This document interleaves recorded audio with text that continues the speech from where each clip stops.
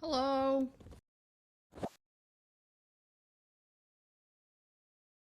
All right, ready to do this shit? Yes, you're also not muted. Oh, hello.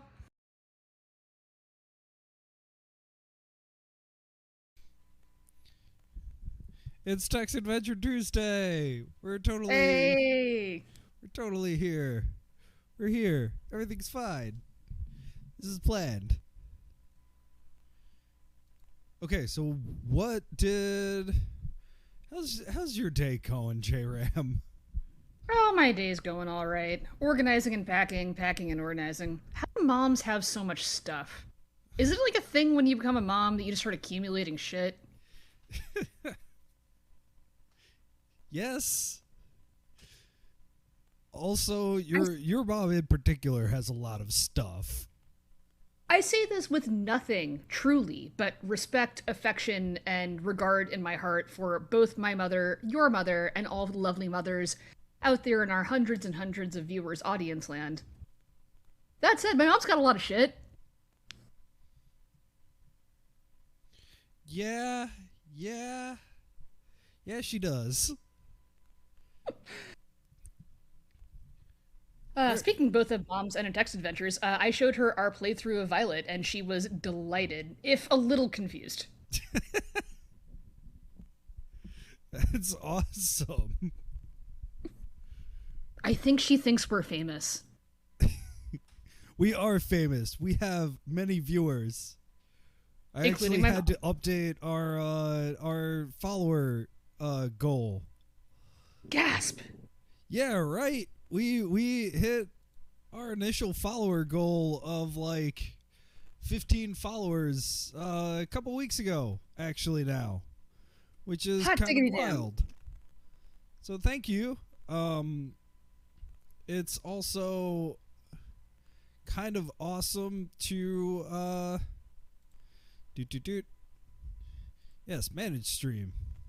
Yeah, so we now have a new goal of 30 whole followers, which was the recommended one. Um, which is fun. I don't know. We can do it. Speaking of doing it, we are doing a weight of a soul, the weight of a soul. My big All goal right. is to actually finish it. We'll see. Hopefully, we will. Let's see. If I recall correctly, this is like a 4 or 5 hour playthrough, and we took about 3 hours to get about 25% of the way last time, so. Yeah, yeah. On the other hand, we are idiots. I mean, true. We also know where we're going. We know what we're doing. We have an explicit goal here. I have reloaded the file. I actually saved it. So we are waking up, I believe, on the third day. So there's only 6 days. Hmm. On the third day, we rise again. This sounds like sacrilegious shit to me, Douglas. So, yeah, let's let's get started. You know, it's awesome. Even though I did a random stream on Monday, I didn't have to change any of the settings. So we should be good. Uh, Hey. we don't have closed captions right now because I am still working on getting closed captions for Discord. It's a little challenging. It's a little challenging. We could switch to Zoom and use my work account. No, I'm all right with Discord because then I can stream the actual like game to you if we need to. So let's pull up the screen. Okay, cool. We're in Marid's room. We're talking to Horatio. Well, we don't know that because we have not answered the door, but I know it's Horatio. You know it's Horatio. I didn't know it was a ratio. Spoilers. Well, it says it at the top. I think we should ignore the knocking. You Fuck want you, to? Horatio. Hell yeah. We don't. What We if we're don't need. whacking it in there? What is he even doing? Okay. Yeah. Whoa. Whoa. Let's get that cursor out of there. No cursors. There we go. All right. Let's ignore the knocking. The knocking continues. See how long we can milk this. We ignore the knocking. The knocking continues. Merritt, are you there? Let's continue ignoring it. You're starting to feel guilty about not answering the door. I'm talking with my waifu. Stop. The knocking continues. All right, let's do one more time. I'm tending to my bonsai, Horatio. Tend to bonsai. Okay, no, we have to answer this door. Bullshit. All right. Avoiding answering doors is a tactic that has worked out well for me in my entire IRL life. I mean, true. But if we don't answer the door, then we don't continue.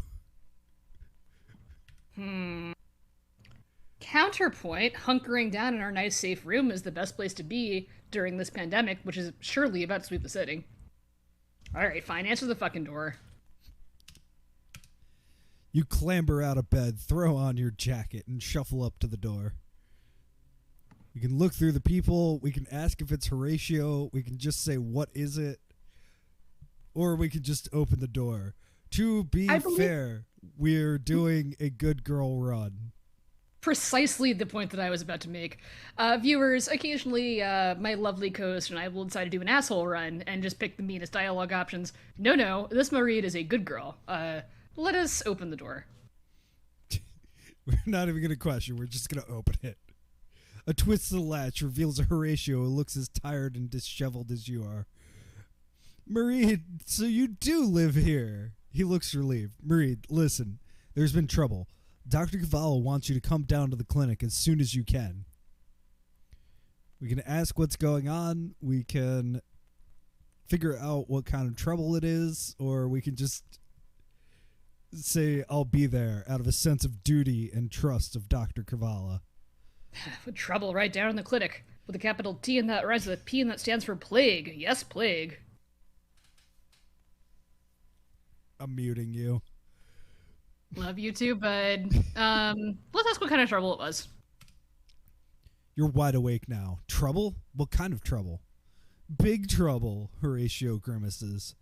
We've gotten wind of more deaths in the Channel Work district, and Dr. Cavallo thinks they all died of the same disease as Redden.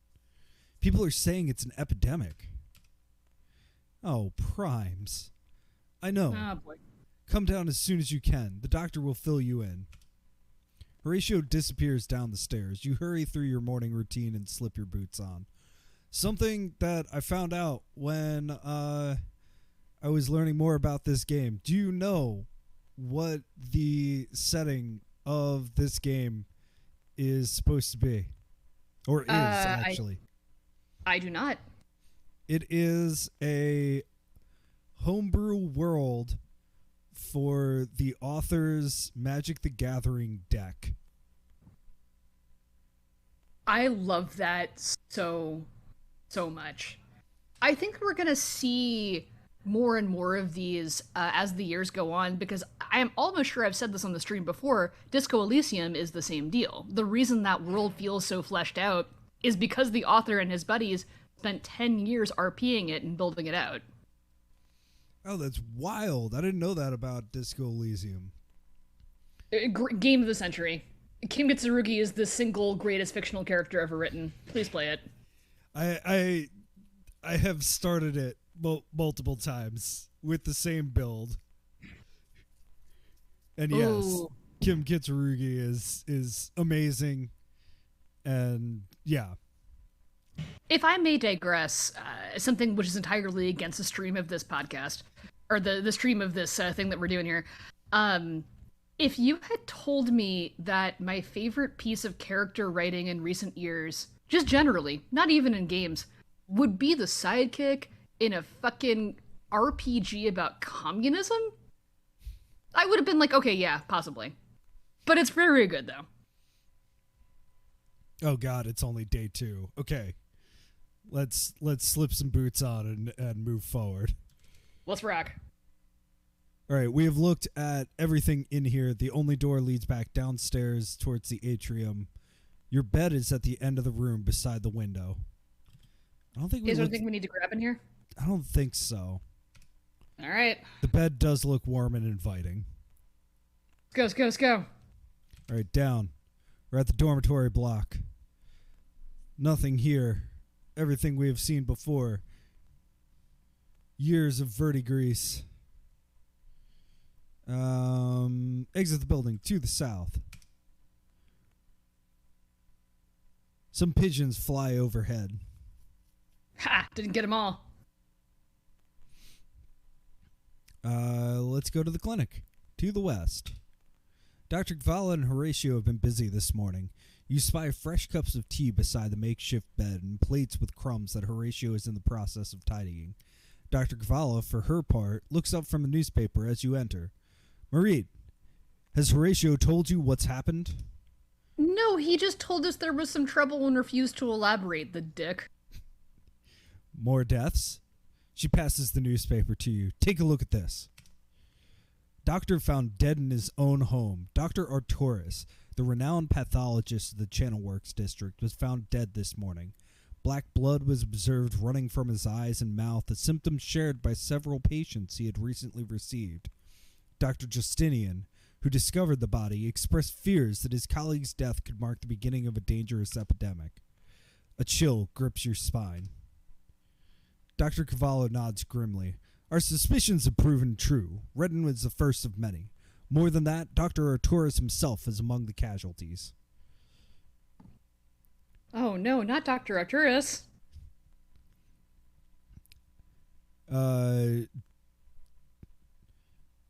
Do we want to just exclaim, try and figure things out, or stay goal focused? Oh, I guess we need to take a real search into what good girl Marie looks like. Is this like a hapless damsel in distress good girl or a solutions oriented good girl? I vote the latter. Yeah, I think solutions oriented. All right. Let's Well, basic rule of medicine, first triage. What do we do now? Yeah. What do we do now? That, Marie, is a very good question. Dr. Cavallo folds her arms. Her expression seethes with disquiet, with the agitation of an invalid accustomed to physical activity. Recent events have backed us into a corner, she says. I can't do much of anything on account of my injury. Horatio's hands are full with matters around the clinic. That leaves only one person to look into the situation. Myself, you say. Exactly, she snaps her fingers. Before we can combat the disease, we need data. Data that can only be gathered through first-hand observation.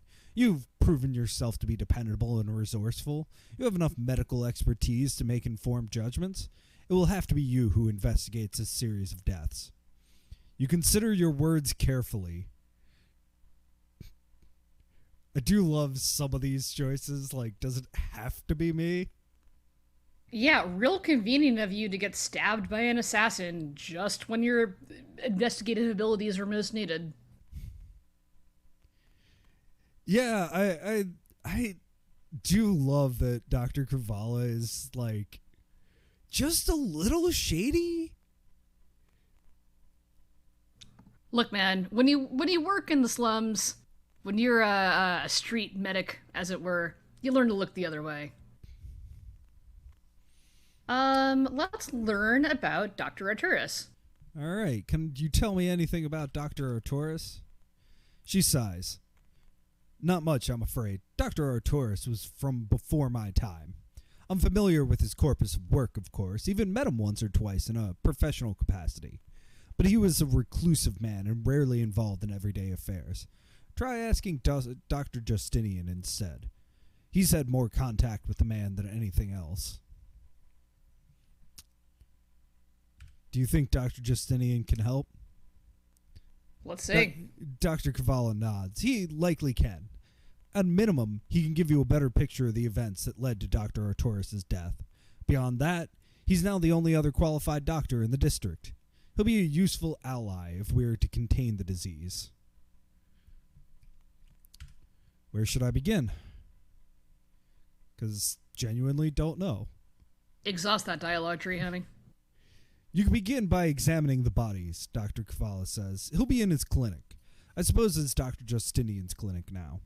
Talk to Dr. Justinian about it and check his patient records for possible contagion vectors between the deceased.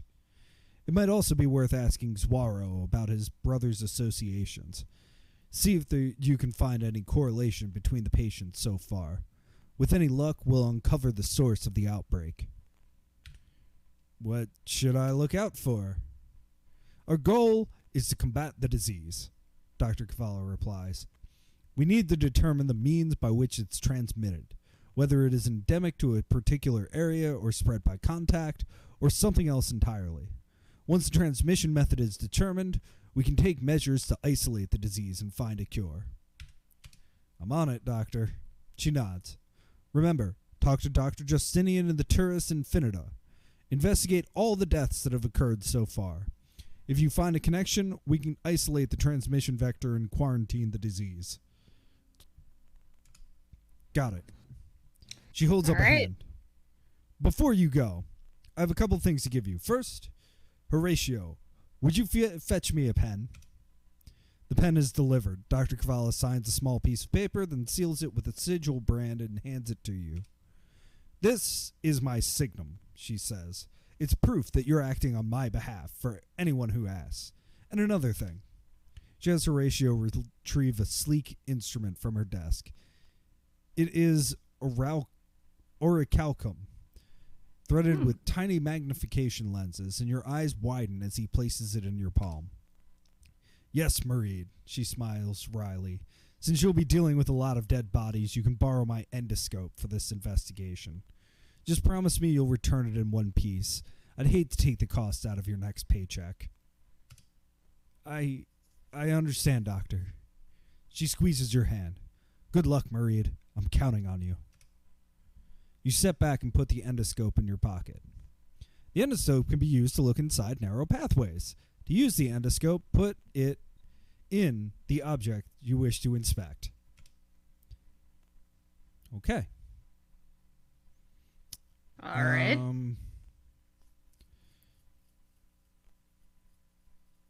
Cool.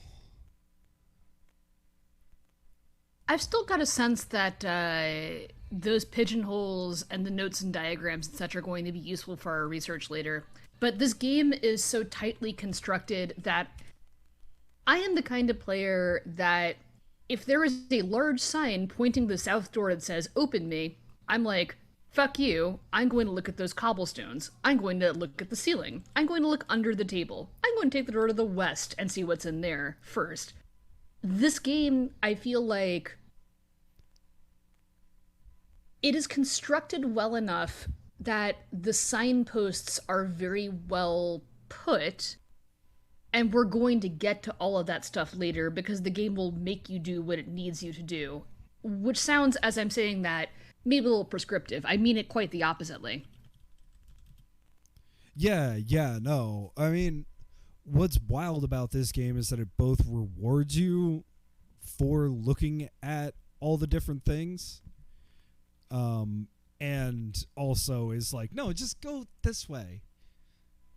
One of the things that I think is really, really valuable in this, although also kind of makes the game a little like linear almost, is the journal.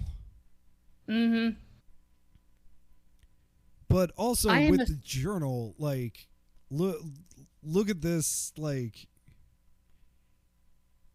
introductory text that changes every single time something happens. It gives you a little bit more flavor text. I cannot even imagine. I've said this before, I believe, in our first stream of this game. I will say it again, and we'll probably say it several dozen more times. I cannot imagine the complexity of the coding that went into this. Yeah, yeah, like absolutely. So it did cheat a little bit, Yes. and I looked at the interactive fiction muds playthrough of this, and there is a Ooh. specific verb to look at those things in the pigeonholes, but I cannot remember what that verb is, and I cannot remember the website for the IF muds walkthroughs. Club Floyd, you pleb. Club Floyd, thank you.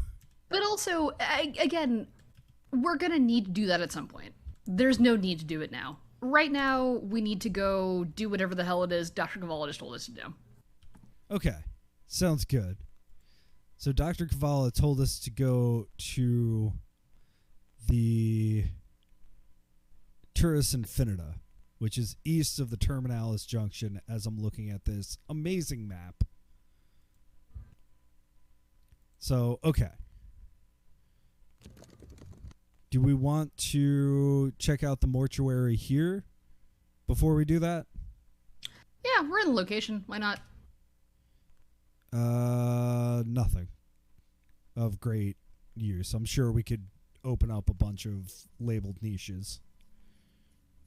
So, I did a little, not cheating, but a little digging myself, and found that Chin Kee Yong is not just a narrative designer par excellence, but also a graphic designer.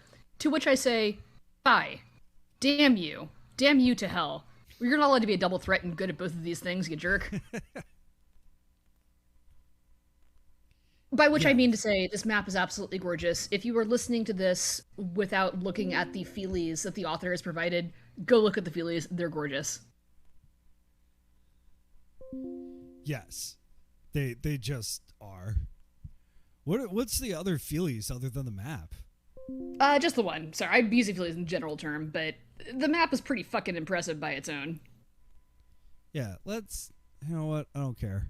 Let's pop that up real quick. It's gorgeous. Look how gorgeous it is. It's just like, and it's also got like the additional stuff of the buildings, but it does it in such a way that feels like they talk about the inscriptions or the like stone lines, I guess, that are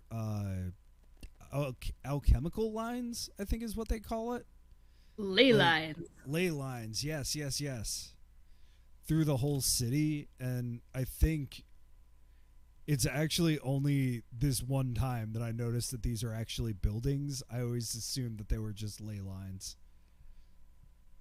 So Someday we will, and after we wrap this stream, we will send him an email and be like, hey, your stuff's real good. Also, what mapping program did you use? Because it's real pretty. And when I say we, I mean I.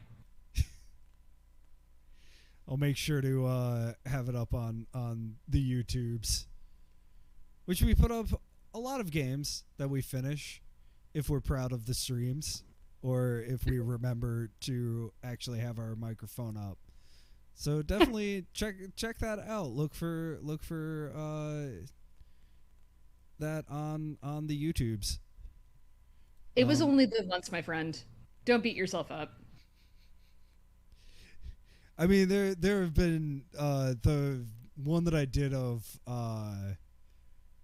Dear Esther. The sound mix was quite off, and I was sad because I did really enjoy Dear Esther as kind of like an experience. Well, okay. Moving right along. So, okay, there's nothing in the mortuary. Just wanted to make sure. Oh, we have more stuff now that we're back in the clinic. I expect we shall be waiting a while, Dr. Cavallo observes. How about a game of Crucible, Horatio? Sure, I guess. Horatio produces a pack of cards and sits opposite Dr. Cavallo. I so want to watch them play a card game, but I think we have better things to do with our lives. Is there a word for shipping but friendship shipping? I want our bestie and our mentor to be best friends.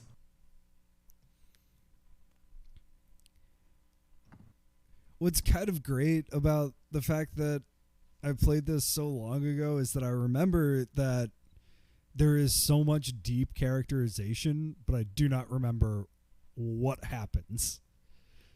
So it's like I remember Horatio is just like an amazing hapless idiot. I think if you stick around, you watch him just lose game after game. Delightful. I'm gonna wait once and see what's up. Oh gosh, we can watch the whole game. All right, let's wait a couple seconds. Yeah, we gotta do this. Come on. Horatio deals a hand. The players pick up their cards. Dr. Cavallo forms a Trinitas. Sulfur. Horatio discards a card. Sulfur. Natron. Dr. Cavallo draws a card from the residuum. Ace of Cups. Horatio discards a card. Dr. Cavallo draws a card from the materia. Tin. Horatio forms a Trinitas. Two of Cups. Two of Staves. Dr. Cavallo discards a card. Wonder how long this goes. Horatio discards a card. Iron. Dr. Cavallo dissolves one of her Trinitates. Sulfur. Also, bless.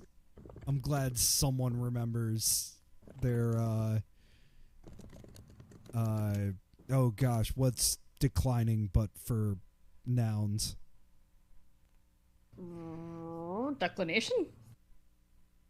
No, that's not right. Declension. Yes. Six of Staves. Horatio draws a card from the materia. All right, I think this just keeps going. Yeah, this might. Man, I talk a lot about how the word delight has become so disgustingly overused in marketing terms for software, for game development, whatever. This is what it means to delight your user. It's not obligatory. It has no bearing on the plot. It's just a little bit of richness that is there if you want it. However, we have people to save and plagues to conquer. Oh, right. There's a plot here. All right, we're at the Via Terminalis West End. Okay. So we need to go east. That poor doctor, you hear someone in the crowd say. What is the world coming to? All right. Oh. A gobliness in mourning clothes brushes past you. No, we're looking for that. Well, I don't think that we can see her anymore. That's one of the random events that sort of pops up and is non-interactable. I have a sense that they're going to get more depressing as the plague ranges on. All right. Southeast, we're at the Terminalis Junction. To the east lies the Turris Infinita. Above the Turris Infinita, a black banner casts its trailing shadow across the sky. Let's go. Is it half-mast? First, opening the ornate double doors, closing the doors behind you. The atmosphere within the tower is utterly still. The lights that normally circle the mirrors have been dimmed, and the chandeliers overhead brood like thunderclouds. You find yourself treading softly, lightly, as though if you took a wrong step, the whole glass tower would come crashing down. As you enter the foyer, two gargoyles land to your left and right. They move to seize your arms. I am sorry to inform you that the Terrace Infinita is now closed. The porter regards you humorlessly. There is to be no trespassing, No idle journalism. Her lower lip curls. No gawking.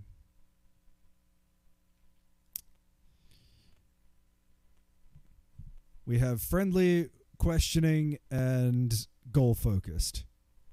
I heard one is more sarcastic than friendly, but okay. Painfully friendly. Let's do goal-focused. I'm here on business, you say pointedly. She rolls her eyes. You and every dullard that comes through these doors. Do I look like as I give a wit about your business? What part of no trespassing do you not comprehend? Well, we got the sigil now. Goal focused. Dr. Kavala has authorized me. You hold up the signum. Dr. Kavala has authorized me to investigate the death of Dr. Arturis in her stead. If you have a problem with that, you can take it up with Dr. Kavala. The porter's gaze falls on the slip of paper in your hand. The corner of her mouth twitches.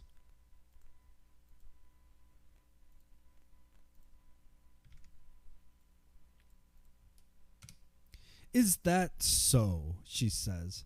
I believe I shall take up the matter with her.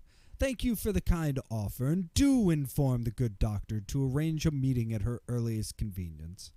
Until then, the gargoyles will escort you to the door. What? Your face flushes. A curtain rattles open. Surgical boots click on glass. What's going on here? A smoky voice demands. You turn, and a young man with auburn hair is striding purposefully from the arch of Dr. Arturis' clinic. Here's a love interest. His coat ripples with natron filigree. There's an intensity in his expression, his visage. Your heart skips a beat. Dr. Justinian, you say. Mareed, he furrows his brow. Excubitores, unhand this woman. She is a guest. The gargoyles release you and vanish into the rafters. The porter looks accusingly at him. Dr. Justinian, she says, this is exceedingly irregular. Regulations be damned, he replies. This is my friend, porter. I don't care what she's done. We'll have words about this later. But, he holds up a hand and the porter falls silent. Good, he says. He turns to you and his voice loses its edge, grows gentle. Mareed, I thought you might be coming. Do we thank him? Do we be professional? Do we fall into his auburn locks? Bat, lashes, heave, bosom. So the choice was I wouldn't miss a chance to see you, Dr. Justinian. I would. No. That is much too forward. You wouldn't be caught dead saying that. I love how strong a sense of the protagonist that this game has. So IF can fall into one or two genres. Either the player is a blank slate, completely customizable, or it is a protagonist that you inhabit. And too often, the games fall into a trap of mixing the streams. No. This is firmly option B. Mareed would blush herself into oblivion. Let's be professional but nice. Let's go too. It's good to see you, you stuttered, Dr. Justinian. Oh, Primes, are you blushing? You make a fool of yourself. It's just Justinian, remember? Come with me. We can speak more freely in the clinic proper. 5 years later. This upscale clinic exudes a muted elegance. Chrome fixtures are lit by surgically placed spotlights and underscored by dizzyingly intricate sigil work. But you can't bring yourself to focus on your surroundings, not when Justinian's hand feels so warm around yours and demands so much of your attention. You know intellectually that it is normal for girls to develop crushes. That doesn't stop you from wanting to bury yourself in a hole right now. Why do you have to be so awkward? J-Ram.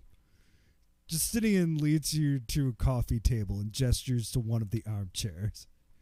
Please, he says, take a seat. I literally just unconsciously made the like two index fingers poking together, like notice me senpai expression gesture. You sit down and he sits opposite you. His eyes, those eyes, they study you, troubled, concerned. This is about Dr. Arturis' death, I take it. So, if I'm reading this right, Justinian is to Arturus as we are to Kavala, right? Yes, but I think further along, like he gets to be a doctor. That could just be our perception, man. That is very true. He did literally say it's just Justinian. Solutions oriented. I vote 3, but All right. Dr. Kavala sent me, you said. We're investigating the disease that killed Dr. Arturis. Now that we three are the only medical professionals in the district, we have to work together if we're going to get through this. Why are you blushing at a time like this? What is wrong with you? Justinian leans forward and clasps his hands. Mareed, he says, I wish I could be of more help, but I'm afraid last night took a toll on me. I don't know what I could provide you that you don't already know. You try to compose your thoughts. So, okay, I remember this. This section of the game is all about, like, figuring this stuff out. yeah, baby. Marid Corpse Detective. I love it.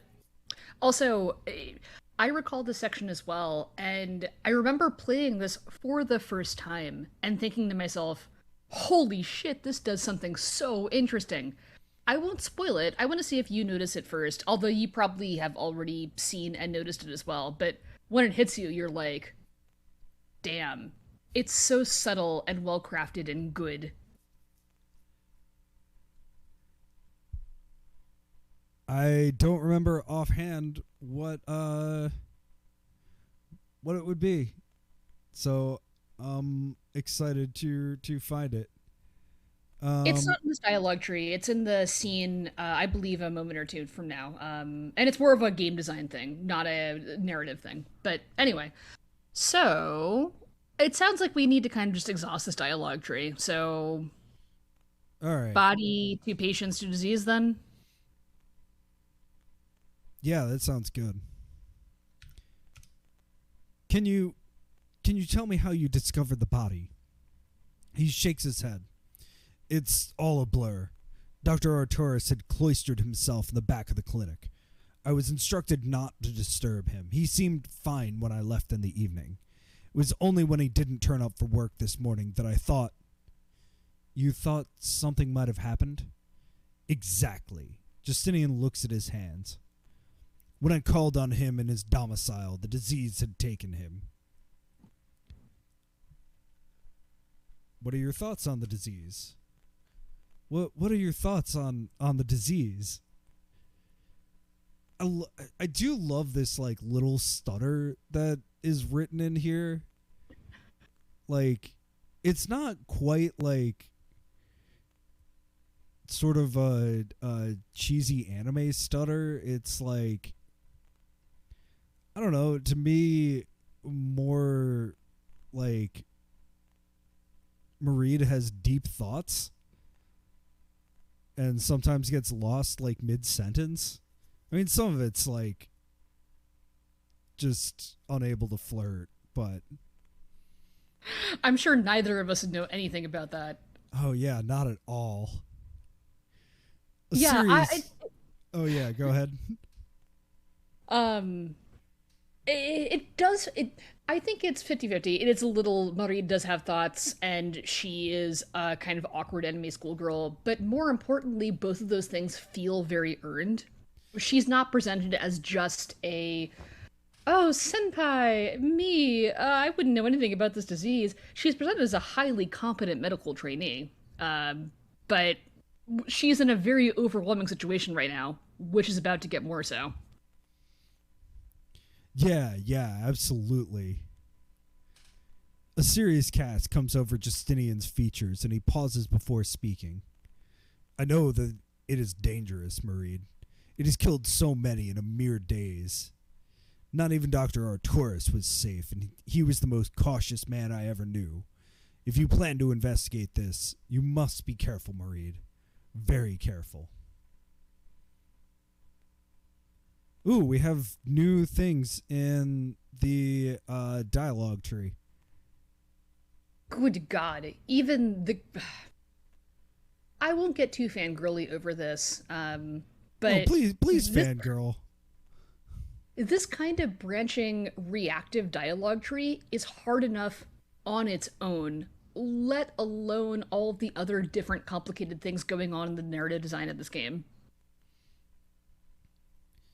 Yeah, and also it's like, at least I feel it's reasonable dialogue, Mm? which like definitely is a challenge with writing in general. As I'm reading a late '80s kind of hard sci-fi pulp novel, and I'm sitting there like, people do not talk like this, like not even in this like fiction. And all of the dialogue in this, it's a little stilted, but like that fits the world. I mean, it's this fake Latin kind of world.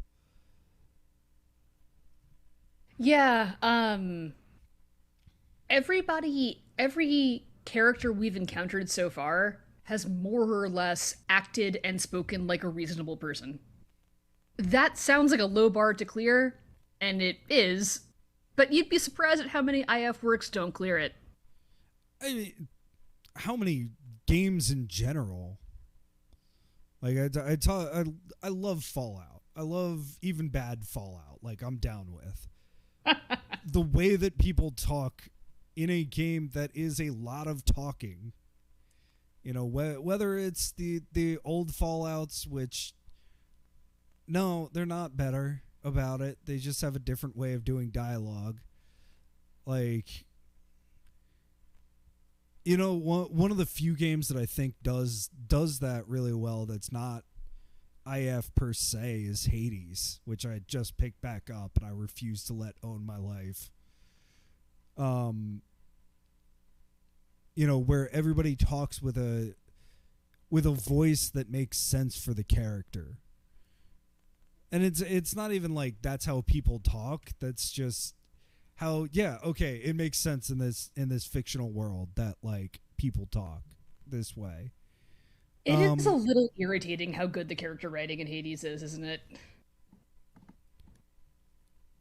I'm just sad that I hit a roadblock on my initial goal of romancing a certain character. Was it the stinker girl? Yes, it was the disembodied Medusa head. I knew it. I know your type. Anyway, I think we should know if. I think we should. I want to ask about the patients. Okay. Yeah, I love this in that there's so many like choices on okay, what matters to us as a character. Can you tell me anything about Dr. Arturus' patients? Justinian's jaw hardens. I know very little, he says. Dr. Arturus, even in this clinic, with his aide, he was circumspect about his clients. He never told me anything. Never let me handle any of the administration. It's almost as if he didn't trust me. But he was always a private man. I'm afraid I can't help you more. Do you know where the patient records are kept? You squirm in your seat. Try Dr. Arturus' domicile, he says. He was obsessed with control. It would be like him to have every record on hand. I'm not going to make him try and, talk about this dead guy negatively. I'm going to ask if he's got any clue on the assassin. Yeah. There was an attempt on Dr. Cavala's life. Do you have any idea why? You relate your recollection of last night's events, and Justinian purses his lips. I don't know what that's all about, he says. It sounds like Dr. Cavala is the one you should ask. All right, so we gotta schlep all the way back to the clinic, huh? No, we're not. I refuse to examine the fact that Dr. Cavala is shady as hell. Do we want to make him besmirch the good name of Dr. Arturis? Obviously. Was Dr. Arturis a cautious man, you ask? Dr. Cavala didn't give me that impression. Justinian looks around almost disappointed for a moment, and the look in his eyes breaks your heart. Dr. Cavala didn't know him like I did, he says quietly. I'll look around the clinic. Maybe I'll find something the Vigiles have missed. You stand up a little too anxiously. No, Mareed, you're blowing it. And then Justinian grabs your wrist and you react in an entirely unladylike fashion, but his attention is focused completely on you. Mareed, he says. Justinian? Be careful. His voice is trembling. I don't want anything to happen to you. If it's too dangerous, you can just go back to Dr. Cavala. No one will begrudge you for it. His words wrench at your heartstrings. For a moment, you have the urge to hug him and forget about everything. Forget about blood. Forget about tears. Forget about the dying and the dead. But when you close your eyes, you know you'll never forgive yourself. Not for the rest of your life. I'll be careful, you tell him. I promise. He reluctantly lets go. You turn and make your way into the frigid light.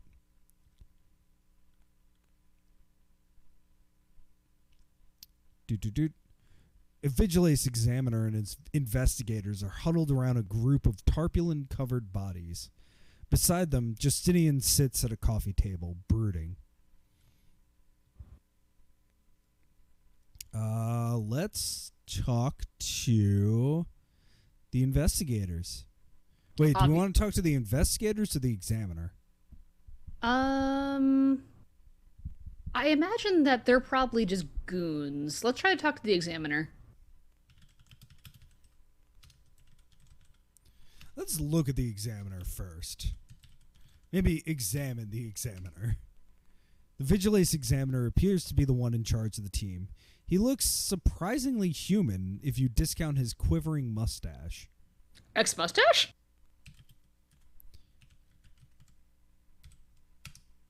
Are those hairs or cilia?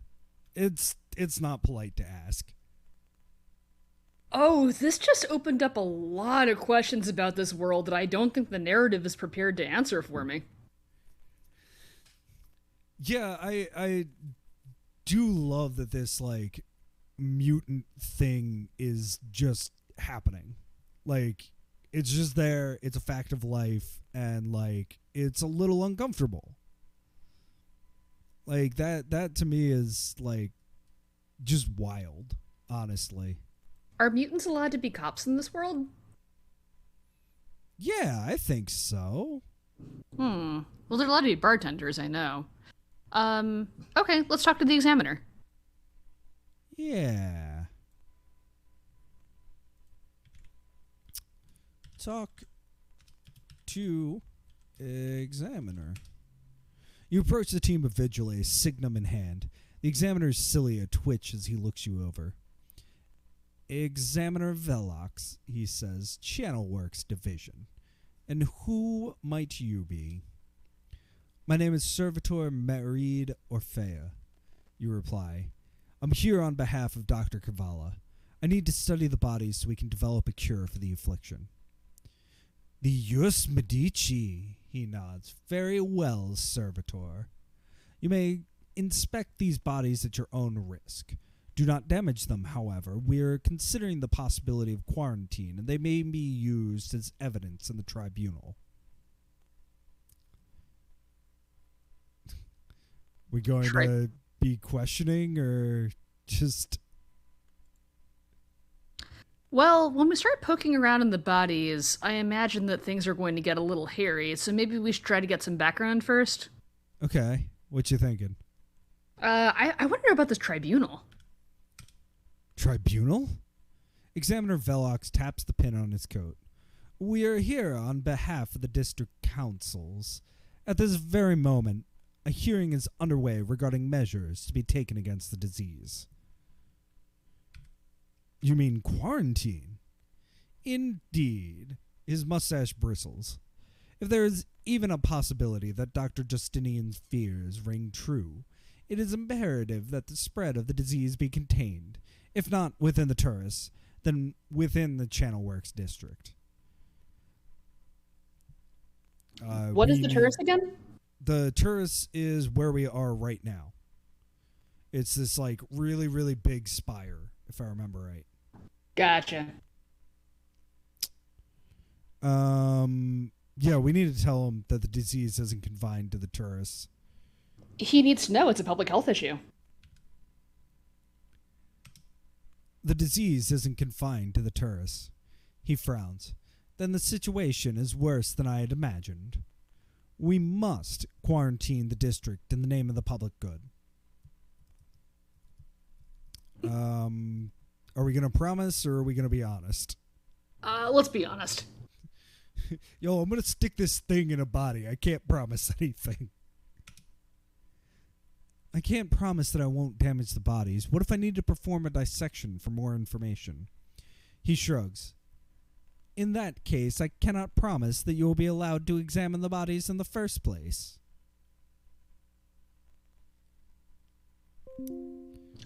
Well, shit.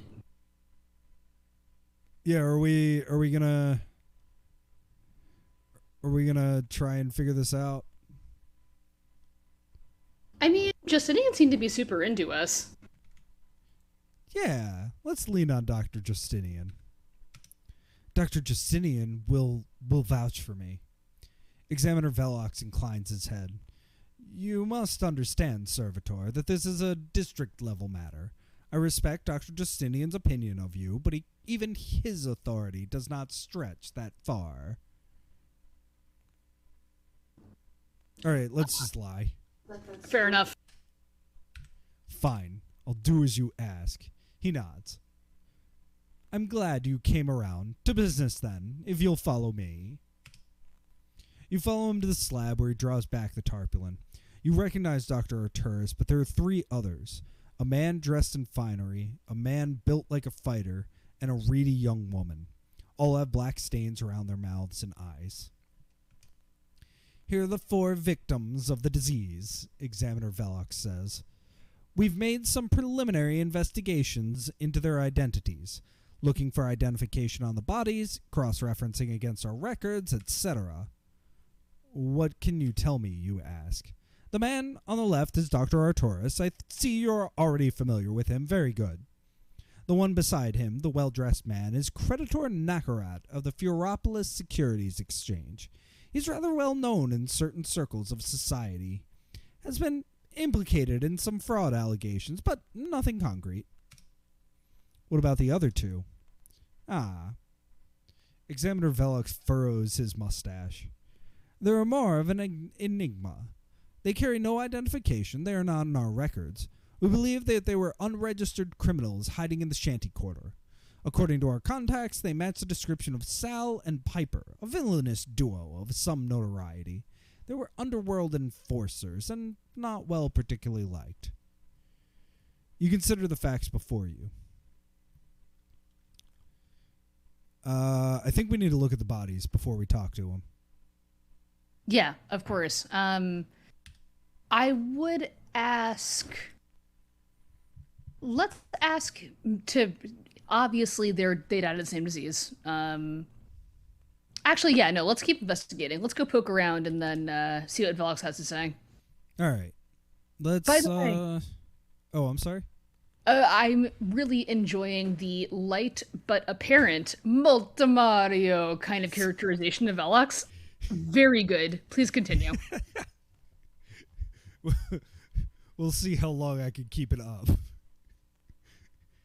As we all know, consistency of voices is exactly what I'm known for. I'll keep investigating.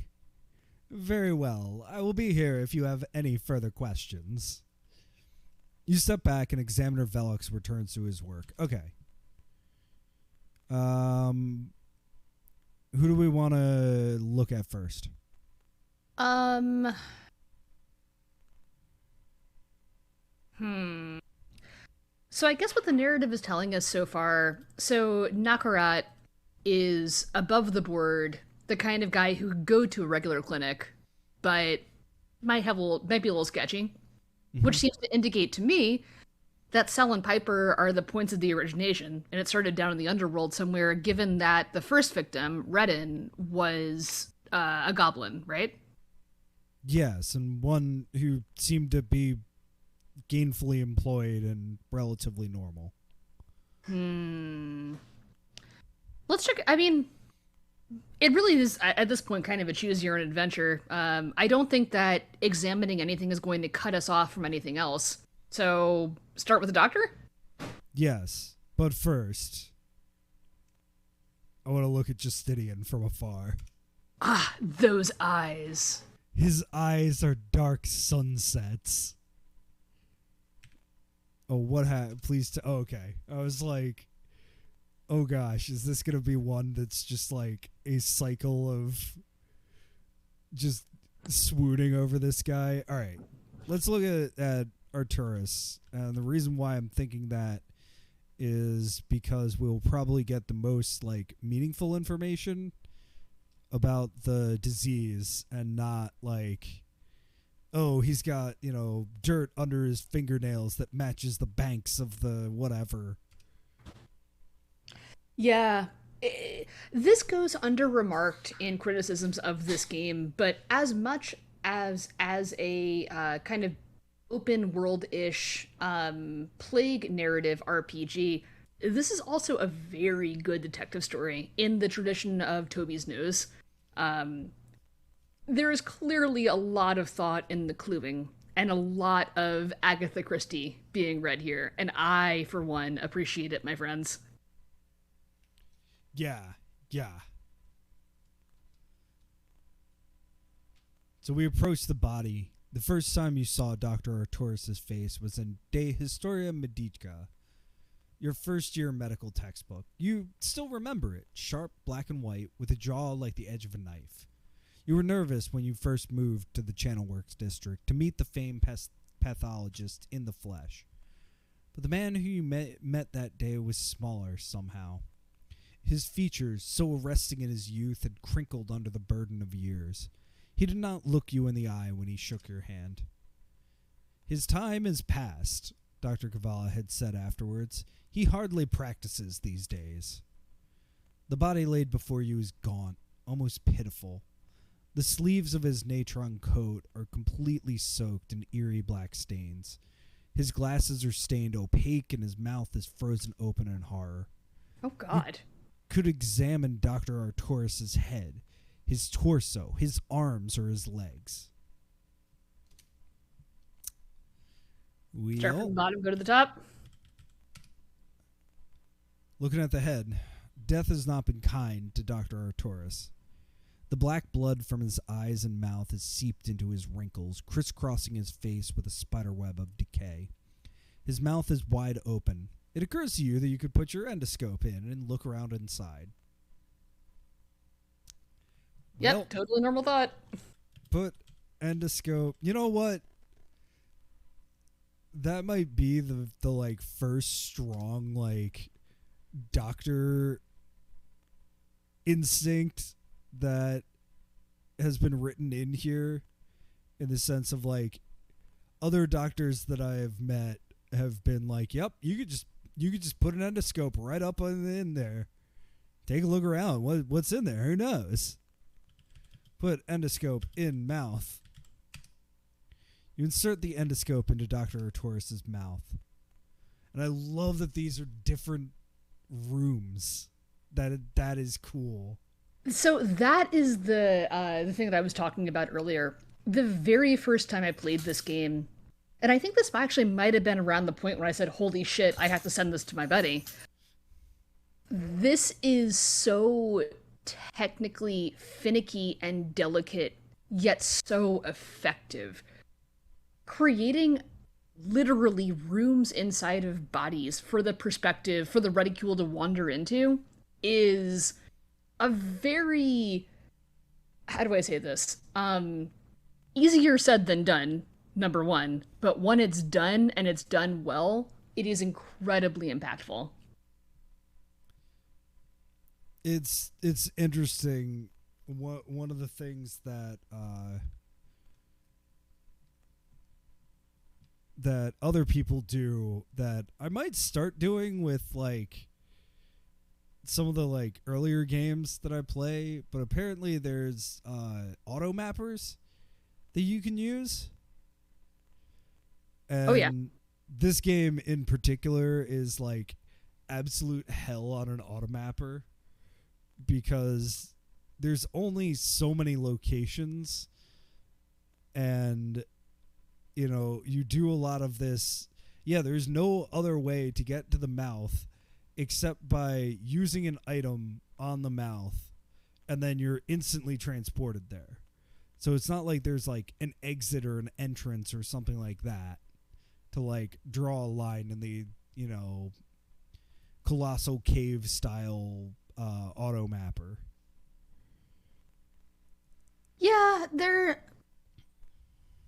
it's the great interesting thing about interactive fiction as opposed to sort of three-dimensional traditional RPGs where, you know, you have your north, south, east, west, up, down, but in IF there's also in and out. And in and out do not need to be mapped to any physical kind of dimension. In is just in, and you can keep going in, as we will see as things get squelchy up in here. Yeah, I mean there's oh gosh, what was that game?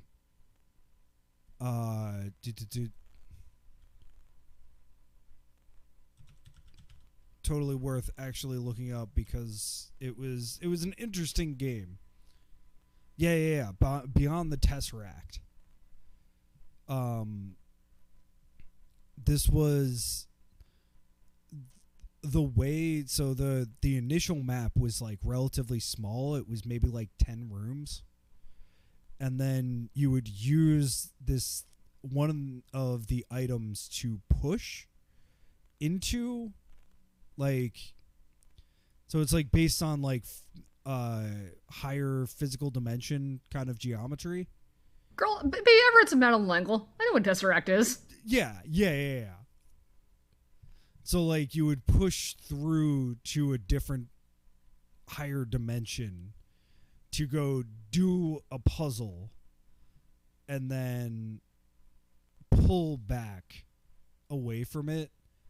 And like I'm thinking about that in particular right now because it's like very much the same. You had to use an item to go to a completely different world.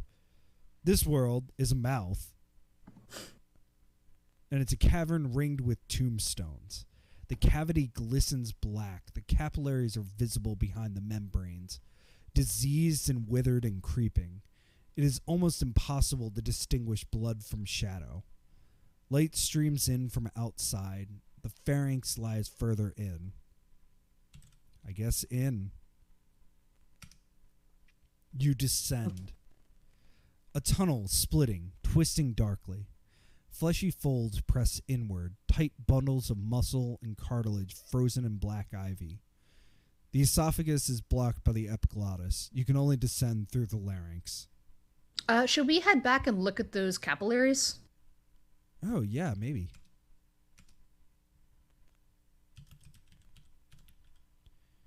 Ooh, how do you spell capillaries? 2 L's. It's a hard word. The walls are streaked ebon where the diseased blood has set. I also love the writing in this part. Like a cavern ringed with tombstones. All right. Yeah. Okay. All right. Sorry, what is it? I have player instinct to examine every single noun in the room. Can we check out the membranes before we go in? Yeah, totally. Okay. We got the flavor text. All right, fair enough. All right, further in.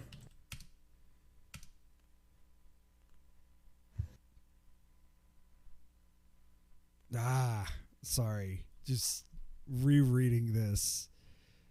It's not like gross body horror, which I like. It's just extremely descriptive. Yeah, there is clearly a lot of thought put into the not trying to gross you out, as you said, but really evoking the visceral, haha, impact of this thing that's happened to this guy's body. What's up with that epiglottis, though? Epiglottis. The epiglottis is frozen in rigor mortis and will not move. All If right. only we got here a few hours earlier. If only alas. we answered the door. Oh, I bet you there's going to be a clue about the mobility of the internal organs. Because Arturus, excuse me, is in rigor mortis, but if we find a body that's kind of still squishy and movable, we know that one died most recently. Yes.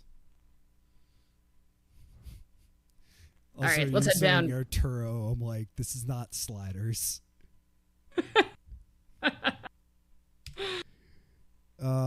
Yep, okay. Descend. So we're descending through the larynx. It is almost completely dark, save the small ring of light from your lens. Your world is a hollow pit with no beginning or end. Below are the lungs. The terminus of the respiratory system. 1,000 dead ends, holes, alveoli. They greet you like blood-choked eye sockets. Something is wrong here. The pattern of decay isn't consistent with an airborne pathogen. If the disease were transmitted by air or aether, it would attack from the alveoli inward. Here it looks like the infection spread outward from the blood vessels into the lungs.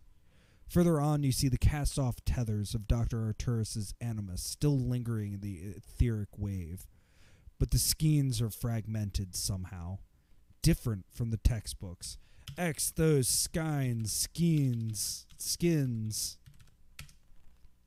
The animus, colloquially known as the soul, is bound to a person's body by etheric skins.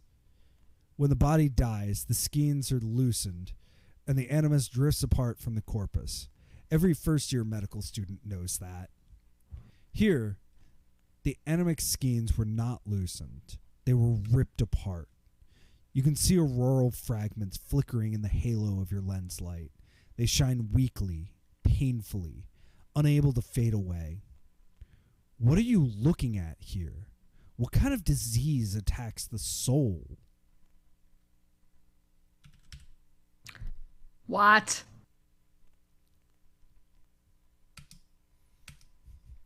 Also, always feel free to be like, dude, that is not how that word is said. No, I was thinking about that myself. I'm not sure I've ever heard that word said out loud. I think no. I think we need to go back inside the doctor. Maybe we've gleaned enough from him. Oh yeah, we can't even like view beyond that. What the fuck? All right, let's go down the pecking order here. Yeah. So, looking at Nakarat, there's a certain poise surrounding this man, even in death. His facial hair is immaculately trimmed. His features are not diminished by the black trails that stain them. But something in his bearing sends a shiver up your spine, something that is cold and callous and utterly without sympathy. You could examine Creditor Nakarat's head, his torso, his arms, or his legs. Oh yeah, we didn't look at anything else. This goes back to what I was saying about the craft and the little light bulb moment of, holy crap, this is not just impressive and well written, but good on a technical level. Notice how the parser keeps track of what body you're looking at. So if you were to type X torso right now, you would look at Nakarat's torso. But if you were to look at something else in the room, and then maybe look at Sal or at Arturus, and then you were to type X torso or X head, it would look at Sal or Arturus' head. That's extremely hard to do. Yeah. And also, like, that was something... So I've said before that this was the first interactive fiction game that I've played meaningfully since I was a kid. And, like, that was what basically told me that, yeah, IF is really different than it was going back to Babel, which, like, that was what I think about for, like, yeah, it's really well written, but it's still very, you know, you have to fight with a parser a little bit. Sometimes you're, like, doing the same thing, where this was doing a great job of reading your mind throughout it. Reading your mind really is the phrase, right? That is the height that a parser can aspire to, and the closer that a parser game can come to it, the more of a masterpiece it is. Which is not to say that, you know, parsers that are a little more difficult have nothing to offer. It's all about the narrative at the end of the day. But man, when it's done with this kind of elegance, even if you don't like basketball, you can admit that watching Jordan sink a free throw is beautiful. Yeah. No, I totally know what you mean. So you want to go back to Arturus? Do you want to go ogle the rest of Arturus' body, or do you want to check out this glyph? No. Let's check this out. Also because I already did. The creditor's jacket is dark, embellished with buttons of brass and mother of pearl. There are black stains here and there where blood has run down from his chin and seeped into the fabric. The jacket has been partially undone, revealing a quicksilver glyph embroidered on the lining.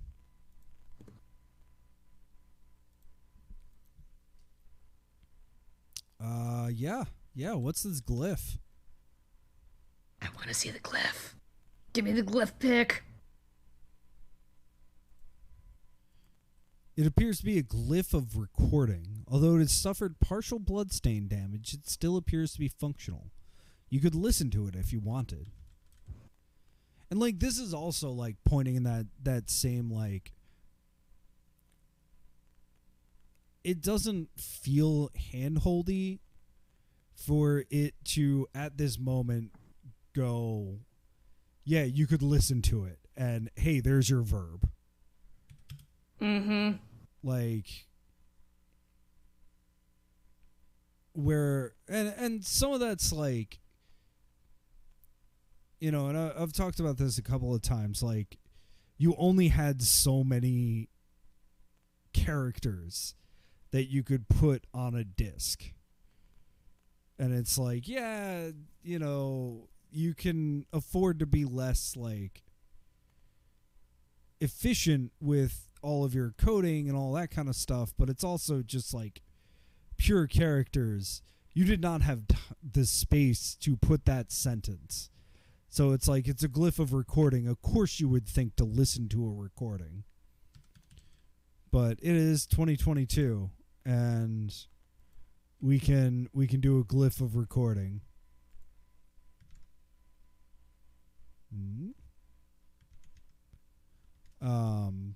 So let's listen to this glyph.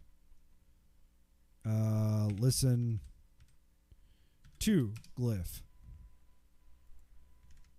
Sonate, you say.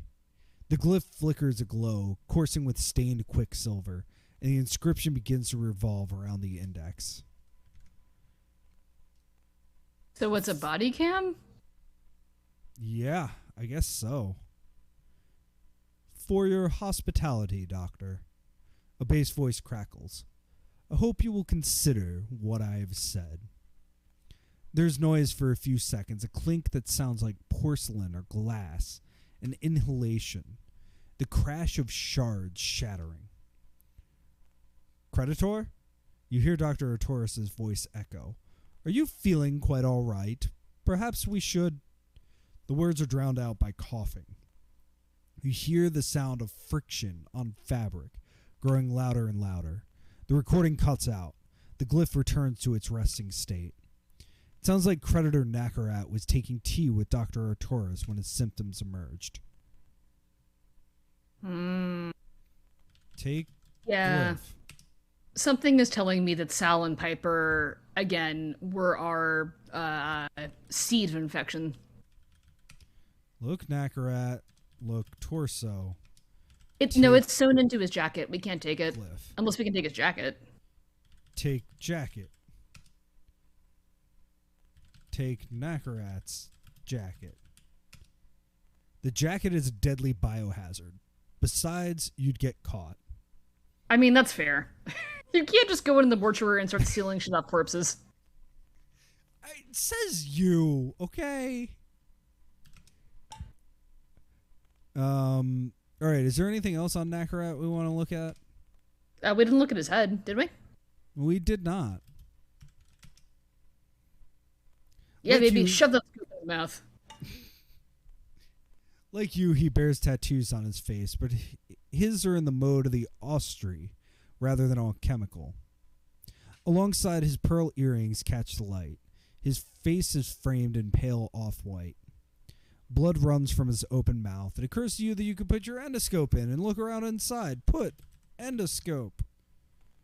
Endoscope. In mouth. Have we had face tats this entire time? Oh my god, are we a juggalette? I think it's more cyber goth than juggalette. 6-1. How dare you? The tongue is a diseased behemoth. It wallows in a pool of dark, dried blood, broken by stained folds and bleached teeth. On the tip, a piercing has become infected, revealing the ragged holes at either side. I gotta look at this piercing. So Nakarat's a straight freak, huh? Yeah, I guess so. Blood leaks beneath the engraved orichalcum. I think orichalcum? What the fuck is that? Well, let's go in while you please tell me what that word means. Alright, so we're now 4 for 4. Every odd medieval word that I don't know that I have Googled has been a ancient alchemical metal. Points for consistency. I do love any kind of game that like points you in the direction of you know, actually knowing anything about like points you in the direction of looking up words. Chin Kee Yong, I don't know you, but I love your MTG world. That's not sarcastic. Please give me more in this universe. I will send you the link because I did not get very far because there's only so much I can read of world building docs, but there is a full world building doc There is a prequel short story that's like 30 pages long. There Delightful. is at least 1,400 forum posts of them working on this. And like, I think RPing in it and things like that. One of the most delightful things about interactive fiction is discovering. I'm not sure about you, but I have always felt kind of like a space alien. And discovering your tribe of terminally mumbly hyperdork weirdos. Yes, yes. Give me more of your MTG universe building. Yes. Yeah, like, I'm sorry. More taking, like, because it's based around the decks that he created. Delightful. All right, what's down this esophagus here? The grotto is barely recognizable. Flesh is corroded, sloughed from cartilage. The throat weeps with the ruins of ruptured blood vessels. The epiglottis blocks the larynx. You can only descend into the esophagus. Let's go down. Obviously. You hang between sphincters, slashed apart and seized with rigor mortis. The walls, flickering in your unsteady lens light, run with black streaks into the yawning darkness. The stomach lies beneath. Oh, so it's the other way around. So we get to look at the stomach. Baby, show me that stomach. The stain of disease is everywhere. The humidity is almost palpable. The pylorus is stopped. A glistening black expanse rises into the light. Residual bile and vitriolic secretions unable to drain into the small intestine. There are things drifting lazily in the body of stomach. You can see festering tumors that have crawled up the stomach lining, embedded themselves in the mucosa, insinuated themselves into the circulatory system, and from them, sickly veins crawl outward, each a deadly trail that points back to the heart. There is no doubt. This stomach, this spawning pit, this must have been the origin of Creditor Nakarat's infection. But what does that imply? Was the disease in something the man ingested? Was it something he ate? Something he drank? There's too little evidence. You have to keep investigating. X those things. It just says things. If it comes from the stomach, it kind of seems likely it was something he ate or drank. I can't think of any way else that something would get to your stomach, but that's just me. I'm not a doctor. The things are black, bloody, and spherical. They elude description. Fair. Okay, I think we got what we needed to here.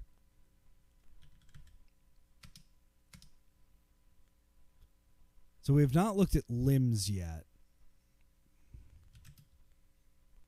Just keep that in mind.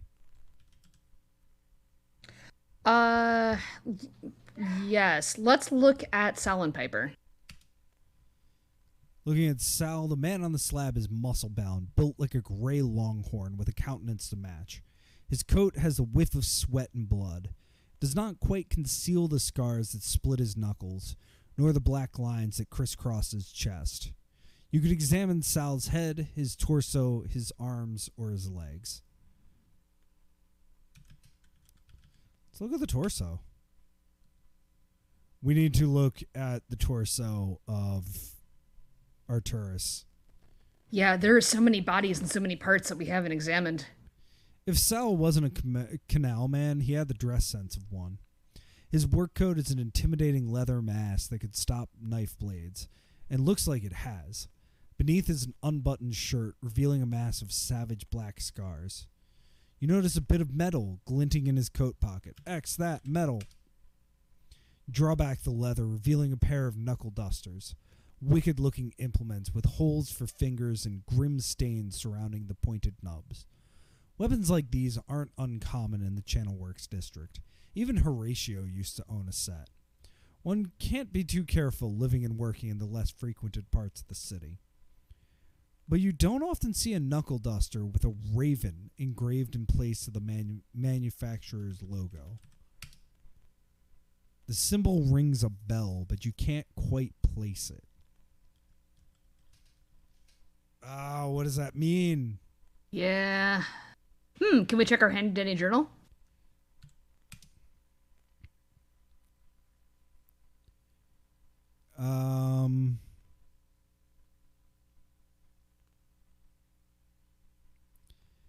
Yes. So, things I appreciate. Look up the patient records in Dr. Arturis' domicile. Okay, great.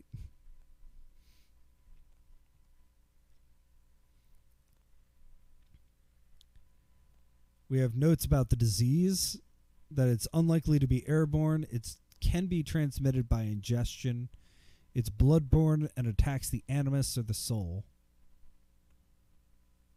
Redden died 2 days ago. Dr. Arturis died sometime between last night on the 4th and this morning on the 5th. I found a raven symbol on Sal's knuckle dusters. Interesting.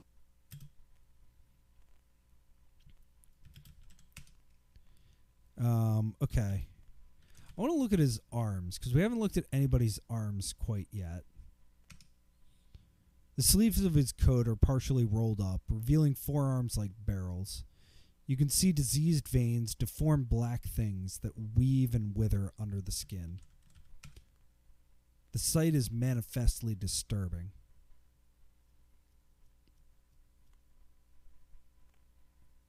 Yeah, I have a feeling that the arms and legs aren't going to tell us much. Except, I say that. Tough trousers and work boots. There are clumps of grime encrusted in his soles and other things you don't really want to dwell on. Hanging from Sal's belt is a battered keyring. Yeah, examining the legs isn't going to do much, huh? Huh? Yeah.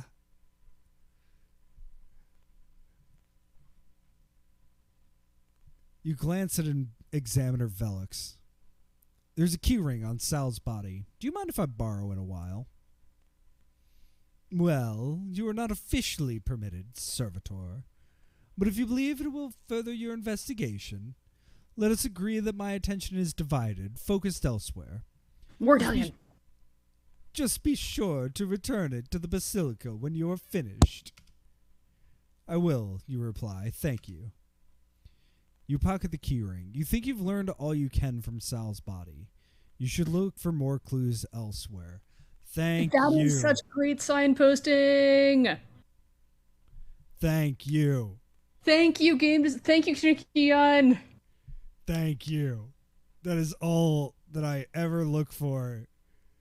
I mean, part of me wants to, like, go in the mouth anyway. I mean, sure.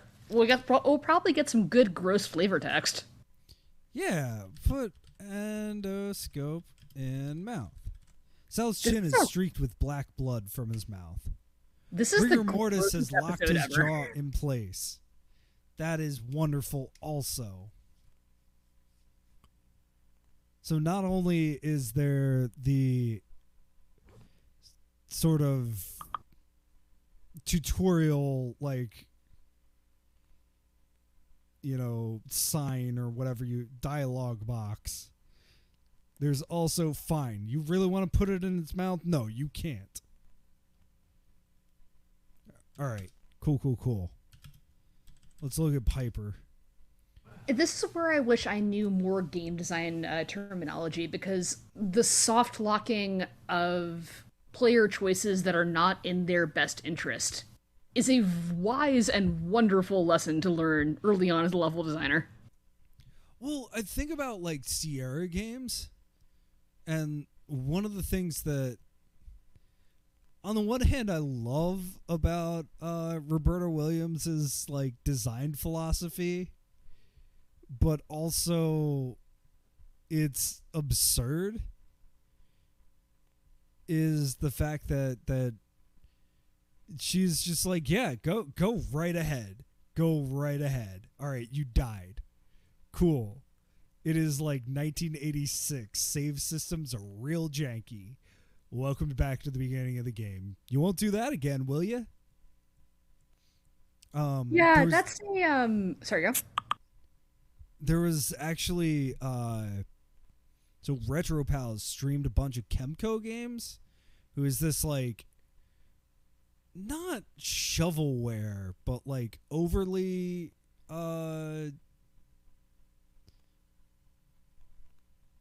productive studio for like NES. One of the things that they made was a bunch of genuinely good seeming point and click games for the NES. Which was like a huge genre in Japan and not at all huge in the US because most of them were really, really obscure and like there's like a huge difference between point and clicks of that type, like Hideo Kojima's first game, which I'm blanking on the name of. I want to say Scanners maybe, but that sounds wrong. Definitely wrong. Was a point and click of that type. And it's like not, for me anyway, not enjoyable to watch, but like these are somewhere in between Western and Japanese style point and clicks. But they had that same like, yeah, if you clicked on a barrel twice, the barrel literally like falls on you and you die. And like it's an NES, there's no save. So you just start back from the beginning. So yeah, that like signposting to say, don't do this. Why are you doing this? This won't get you where you want to go. Is very nice. You were about to say something before I ranted about the NES. No, I was about to say something like the exact same thing. Just that is an underrated trait in games where, as a veteran of the LucasArts days, obviously, you just need to repeat the action over and over to get the result. Or, more infamously, you put the sweater you get the sweater wet, and then you put the sweater in the dryer, and then you put the tiny sweater on the hamster, and then you put the hamster in the ice machine, and then you fast forward time. Duh. Yeah, like, and I don't know. Some of that's like the point of those games. Oh, for sure. In particular, I maintain to this day that the Gabriel Knight cat hair mustache is a very good puzzle. All the pieces are there, Mr. Policeman. You just gotta put them together. Yeah. I mean, I will fully admit Gabriel Knight is like incomprehensible to me. Part of that's because like my introduction to it was a demo of the first 3D one. Oh God, I'm so sorry. That's like having your introduction to Monkey Island be Monkey Island 4. I mean, point and clicks were not like the games that my dad bought for himself. I get it. My dad got hella into Myst, which probably says a lot both about my dad and me.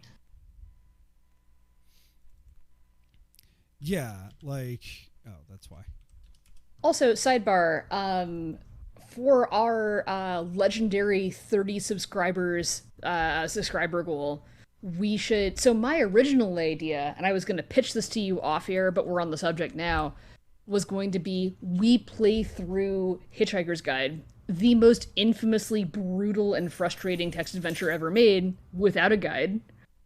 Or we play through Gabriel Knight with all the New Orleans, gumbo, jambalaya, jazz music commentary. Yes. I would do Gabriel Knight. I would do a point and click in the same way that we do these with someone else there to go, wait, no, try this. Psycho. One of the folks that I started following does mostly point and click games, but they do it together. And it's so they do it in a cool way. One of them has the walkthrough to be like, all right, we've spent 45 minutes on this puzzle. Let's like move it along. But like, I just got reminded that I still have not sent you that awesome thread about the cat hair puzzle. But anyway. But yeah, I would do point and clicks with help. I just get so confused. I also have for that matter, I have a game that I've wanted to play and do not have the fortitude to get through, which is oh gosh, I don't have Steam up. The Manny Cavalera's Grim Fandango. Yes. I have Grim Fandango. I've had it for years. I bought it for like $1. Anyway, Happening. I would love to play Grim Fandango as well. The thing about Grim Fandango is that, yes, we should play it on the stream. Yes, we should do it the service that it deserves to be done because it's brilliant. However, the second act is unequivocally the best part. Period. The second act of Grim Fandango is one of the greatest experiences gaming has ever created. I do not say that lightly. However, getting there involves some pain in the ass. So maybe we, like, have a friend for the first act, and then we play the second act. The third and fourth are great. Totally worth it. Not at all besmirching the good name of Tim Schafer on the stream. But the Casablanca angle was the best, though. Hey, I'm here to shade on people. Not that they made a bad game in any way, but just times have changed, thankfully, in a lot of ways. Okay, back to this because we are looking at Piper. Right, yes. All right, what's up with Piper? A tall, thin specimen of a woman with arms and legs like sea stilts. Of all the patients, her posture is the most contorted, as though her body had convulsed in the hour of death. She is a broken marionette, loosed from its strings and cast aside. You got head, torso, arms, legs. X, torso. Legs has not paid off for us yet. No, legs did pay off. Legs is where we got the keys. Ah, my apologies. Arms has not paid off. Piper's clothes are muted and loosely fitted. She wears a cut-off frock and above it a watchwoman's jacket with unidentifiable stains along the flaps. She would have been difficult to pick out in a working crowd or in a dark alley. You notice a square, flat outline in one of her jacket pockets. It's a folded scrap of paper. Further investigation reveals it to be a list of names followed by numbers? Prices? Sums of money. You recognize some of the names on here, too.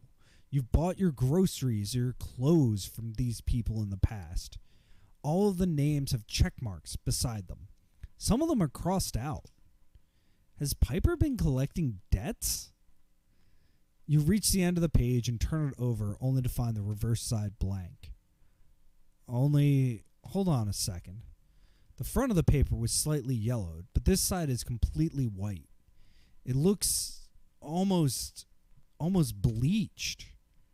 Yes, it's not your imagination. The texture is different. The stains have been removed. The reverse side of the paper wasn't blank. Someone blanked it.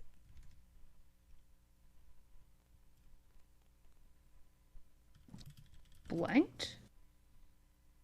The name list is evidence. You should leave it for the Vigilance investigators. Okay. Okay, though. We can take the key ring, but not the paper. Well, the key ring opens doors. The paper doesn't open anything?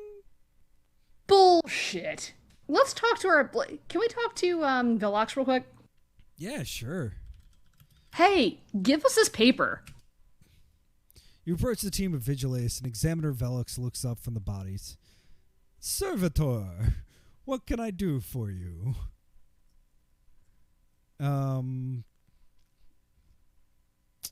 Yeah. Regarding Sal and Piper.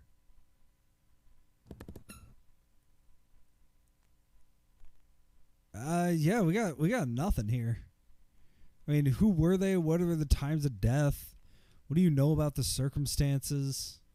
Yeah, let's talk about circumstances, Actually, I guess. yeah, that sounds reasonable for them. What do you know about the circumstances of their deaths? As they were patients in the clinic, he replies. They likely died here, together with Creditor Nakarat. The signs they exhibit corroborate that. I feel like he doesn't tell us anything useful that we wouldn't know from just looking at it ourselves. Is there anything I should be aware of? We found some things in their pockets, the examiner says. You may wish to look at their possessions, although I am uncertain personally how relevant they are to this series of deaths. Well, we looked at everything we can with Nakarat. Yeah, there's nothing we can learn or tell him, I guess. Good to know. All right, let's go back to Piper. Yeah. Let's look at her arms. Her arms are surprisingly toned. Beneath the concealing folds of her jacket, there are calluses on her hands, clumps of dirt under her fingernails. You literally made a dirt under the fingernails investigative joke earlier. Yeah, can we check the fingernails, though? Piper was no stranger to rough work. That's what we got. Well, shit. The jacket was either stolen or poorly tailored, possibly both. The list of names you found is in one of the jacket pockets. It's when I looked. Can we check the list again, real quick? Just look at the description. A list of names followed by sums of money. All the names have check marks beside them. Some of them are crossed out. The reverse side, for some reason, has been bleached a blank white. Okay, fair enough. I apologize. Did we check her head? We did not. You gotta check the head. A dark, thin face with dark, thin hair. Her lips are colorless, foul with trails of long-dried ichor. Her eyes, glassy and expressionless, are buried in black rings of decay. Her mouth is slightly parted. It occurs to you that you could put your endoscope in. Yeah.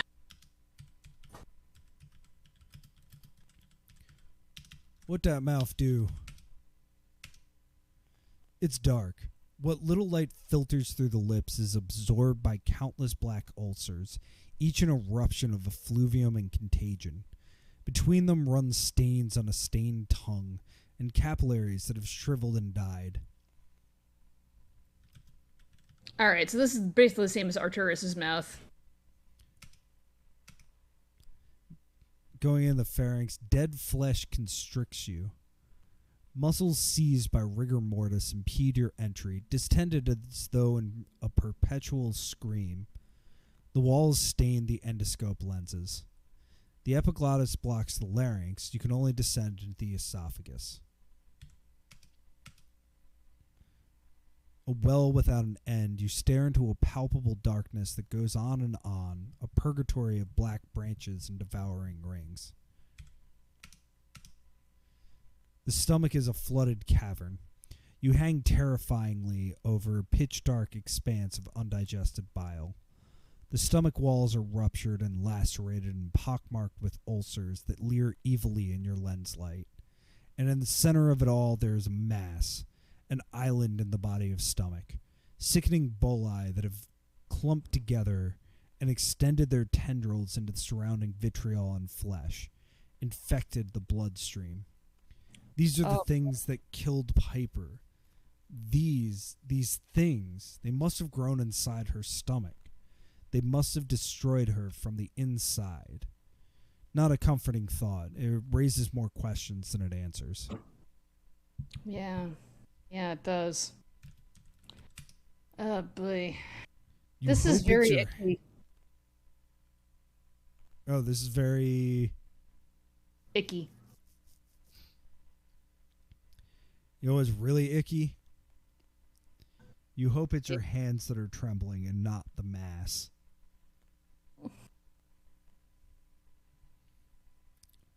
Okay, the real bummer is that we didn't learn anything. Well, we did learn something, though, because we didn't get a chance to go inside Sal, but presumably the same thing is inside of him. But we did get a chance to go inside Arturus, and we didn't see that in his tummy. That's true. We also... well, no, we didn't look at Arturus's tummy. We looked at his lungs. Oh, my apologies. Yeah, you're right. What's this trap, though?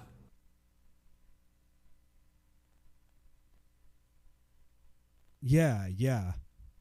So Piper wears jackboots and a tattered half-slip, leaving her thighs mostly exposed. Close to the pelvis, you can see ink-black blood vessels running perversely beneath the skin. You notice an inconspicuous leather strap around her right thigh. The strap looks like it can be opened. Open strap. Draw back the false lining, revealing a set of throwing knives. On the hilt of each knife is embossed the symbol of a raven. That's the second time you've seen that raven symbol today. Is it connected to these deaths somehow? Perhaps someone will know something about the symbol's significance. Nice. Nice. So the fact that we didn't get that message for either Arturus or Nasrian? Nakarat? Yeah. Yeah, alright. That means we got some more stuff to say. Let's look at his arms. He wears the smooth black gloves of a businessman. Decorative gilding plays across the back of each hand, surrounding the faint molded silhouette of a raven.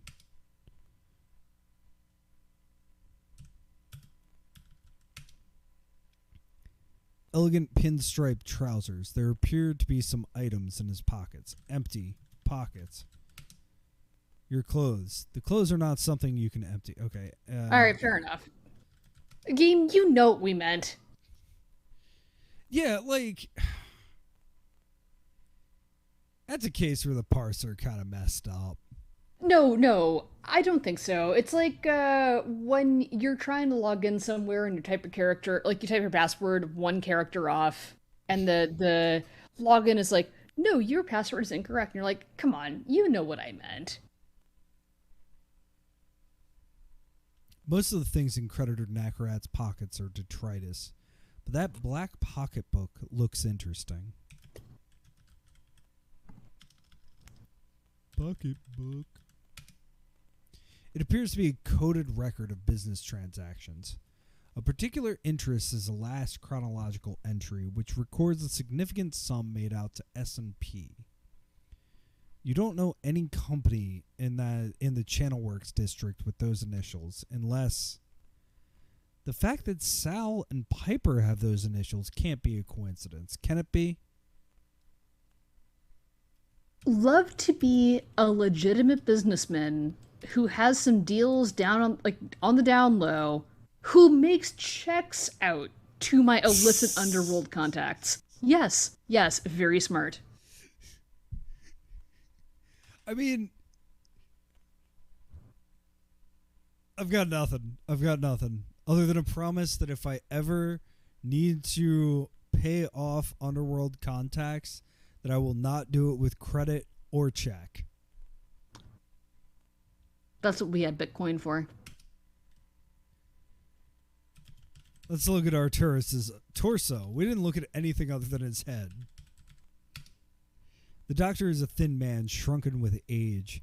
His natron code is that of an old-fashioned button-up sort you see in Lanterna Magica pictures. Your eyes are drawn to his ruined sleeves, which cling to his skin like grotesque pelagic rays. That has to be a Fallen London reference. There is no way that Chin Kee Yong has not read some goddamn Fallen London. Yeah. I do like Laterna Magica. Oh, agreed. Looking at his arms, Dr. Arturus' sleeves are streaked with black blood. Like a living thing, it seems to have oozed up from his hands, twisting and squirming and crawling up his forearms. His gloves are almost completely black. But something's not right here. If his gloves were the rubber natron surgical standard, like yours are, skin contact shouldn't have been possible. You should take a closer look. You get a loop. Yeah. X those gloves. X those gloves! You get a loop and a pair of tweezers, and carefully, very carefully, you inspect Dr. Arturus' blood-stained gloves. Your heart hammers in your ears. Your breath condenses on the tarpaulins. There. Is that? Nothing. There's nothing at all. The gloves are perfectly sealed. Brand new, in fact. If you brush away the blood, you can see the sigils glowing softly on the rubber. That means that there are two possibilities. Either this disease can somehow be transmitted through an alchemically sealed waterproof barrier, which is in defiance of everything you learned in school, and besides, you and Dr. Kavala are still alive, so that can't be right. Or there's something else at work here, something more insidious. Well, I'm going to look at his legs anyway. He's wearing formal trousers and rubber boots, relatively dignified in comparison with the rest of his body. If I know old doctors, there's going to be a sock garter in there somewhere.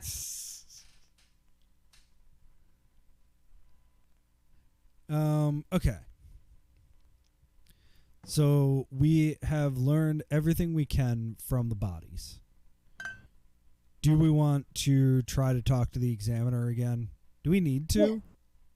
I mean, it's as long as we're here, it seems worth making sure that we've exhausted the dialogue options.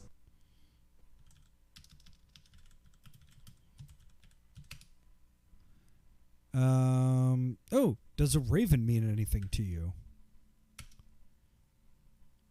The examiner raises an eyebrow. It does, now that you mention it. The raven is one of the symbols of the Greater Corindia Trading Company. It's a criminal syndicate, one of the biggest in Furopolis. If some of these people have been involved, that can't be good. You make a mental note of the connection. It looks like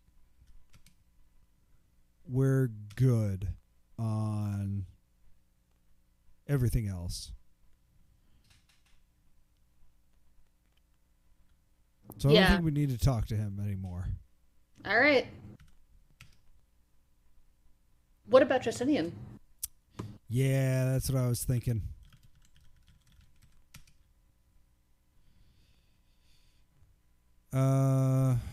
Justinian brightens up as you approach him.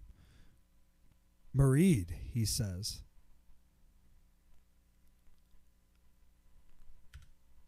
I'm going to ask him about his thoughts on the disease. Now that we know what we know, yeah. What are your thoughts on the disease again? Justinian shakes his head. I don't have any more idea than you do. Even Dr. Arturus was at a loss, and he was one of the most renowned pathologists in the region. All right. So we have to go to the doctor's room. I'll keep investigating. He nods. Be careful, Mareed. You scurry away before you start blushing.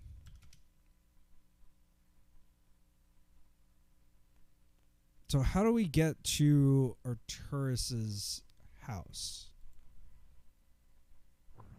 Is it on the map? His clinic is. We can go back to our home clinic and ask our mentor. Oh. Or if we leave, it says it right here. We just need to go up. And the porter's not going to fuck with us. Level of workspace. The lift bears you upward. This suspended mansion echoes with a grandiose hollowness. There is no comfort to be found in these faux hearths and chaise lounges, these mantelpieces burdened by decades of history. A study lies to the north. The hydraulic lift leads back down to the foyer. By the frosted glass windows, a coffee table has been set for free. For 3. It's a dark wooden table set with linen and porcelain. There is a serving platter of crackers and cheese, barely touched. Surrounding it, there are 3 smaller plates, 2 of which are accompanied by wine glasses. The third wine glass is nowhere to be seen. Oh, shit! It was poison! The wine glasses still contain traces of red wine. Yeah, it was a dinner for 3 with Arturus, Nakarad, and a third party ? The wine's an expensive claret, if you had to guess. I'm just gonna save really quick because I want to do something really dumb. You're gonna drink the wine, aren't you? Aw, you tilt one of the glasses experimentally, but there isn't enough wine left to form even a drop. Can we take the glass to bring it back to the clinic? You feel like you should leave Dr. Arturus's things as they were. This is evidence, Mareed! Yeah, but there's, what about the cheese? After a careful look over of the cheese, you sneak a bite. Not bad, but it would go better with wine. Eat cracker. You sneak another bite. Okay. Can we just, keep, G'ing this until we just stuff ourselves?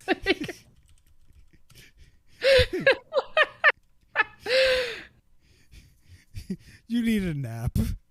Day 3. You get the cheese sweats and wake up 5 days later. The city...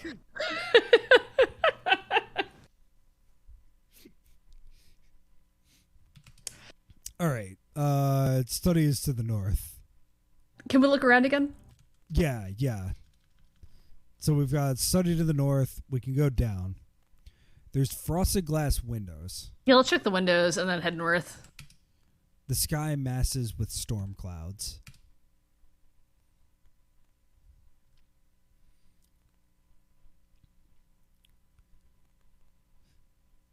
A chamber decked with aging bookcases and dusty plaques. The frieze that circles the walls is engraved with scenes from antiquity, lines in the lingua libria. By the exit to the south, a clock ticks the minutes and seconds away. A rosewood desk stands in the heart of the room. Beside it, there is a storage cabinet. Ooh, so many things to rummage around in. Yeah, let's start with the clock. Yeah. A pendulum clock. Its arms sways to and fro, never quite finding rest. All right, how about the bookcases and plaques? I'm pretty sure they're scenery, but just in case. Various awards and certificates for the plaque. For the bookcase, Dr. Arturus has a small collection of antique medical texts. Can we look at the texts? Look up plague in texts. Mostly outdated, but they have historical value. Hmm. All right. Well, how about the freeze? Yeah, you had the right. Yeah. You don't have time to look through them. In any case, you doubt they're relevant to the investigation. Oh, just like all of the old lawyers that I know law books. Hey, here's a fun fact.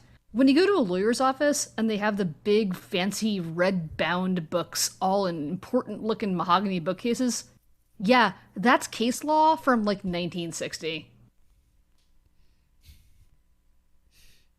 I mean, I can't even say interesting. I've got It's the not. I've got a couple of those for like 1990s internet law that like the bookstore was throwing out, and I was like, "Oh, I'll take some of these and read them." Nothing quite like reading like pre-DMCA copyright law. Sweetheart, it's called Lois Law. You can just read it on the internet. It's fine.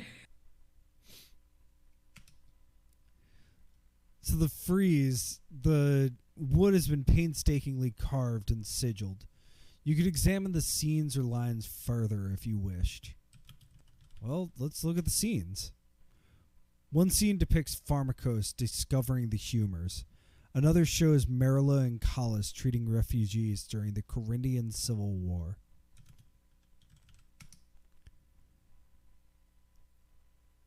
Looking at the lines in the Lingua Libria. Nascentes morimor finisque ab origine pendet. When we are born, we die. Our end is but the pendant of our beginning. Hmm.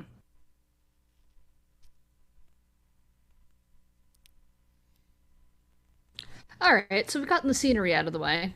Let's rummage through that desk. Yeah.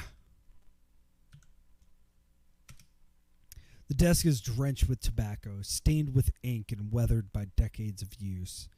It curves around a high-backed armchair, piled with stationery and never-finished drafts. At the end of the table sits a correspondence machine, accompanied by its box of ticker tape reels. X, that machine. It's a complex alchemical mechanical device. It purports to receive and transmit messages through the ether without the need for magical training. The machine consists of a dial, a keyboard, a feed wheel, and a letterpress. Next to the dial, there are 3 indicator lamps, of which the first and second are lit. There's also a box of ticker tape reels beside the machine. You could take a reel if you wanted. Can we put the reel in the machine? Yeah, I think so, because looking at the tape, it's a thin paper strip. You took it from the box beside the correspondence machine. Put tape on wheel. You thread the ticker tape into the feed wheel, which it fits perfectly. Let's look at the dial, maybe? It's set to channel 3 right now. Yeah, so here is where your friend and mine, Autumn Chen, would be having a fucking ball right now. Whereas we chuckle fucks are like, I don't know, this seems complicated. I don't know. You just kind of like, I mean, so like in fiction, do you like, is this a weird thing or is this a normal thing? It says it's complex. You know what it does.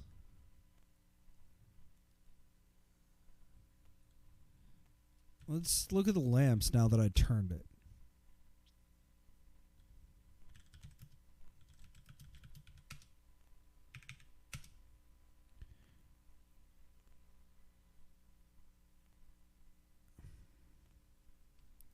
Okay. So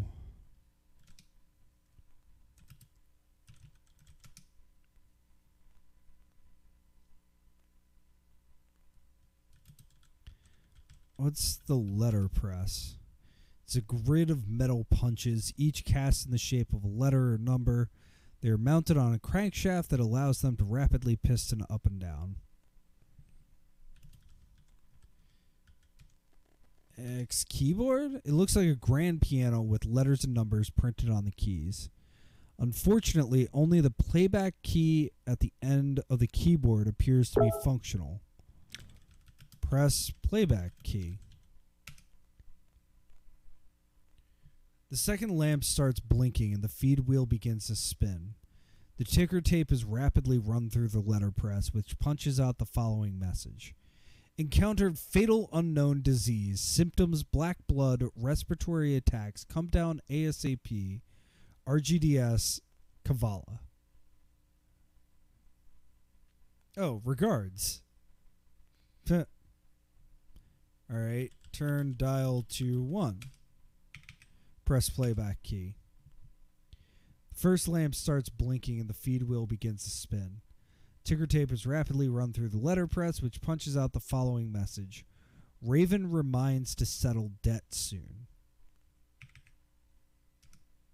Whoops. Debt? Was Dr. Arturus in debt? And the Raven. Does that mean the Greater Corindia Trading Company was involved too?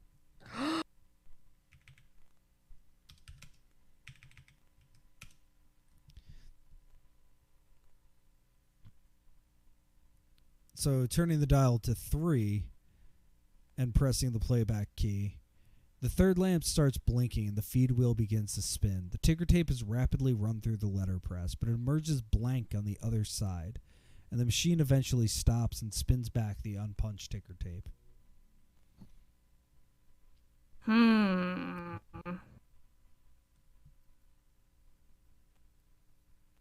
we pocket that for evidence?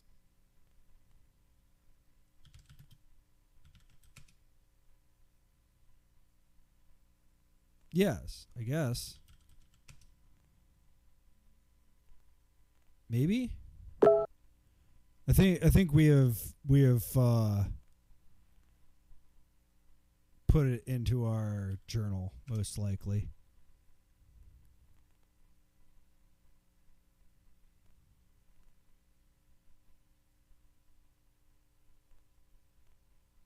We have not, but that's Let's look fine. journal, just to make sure.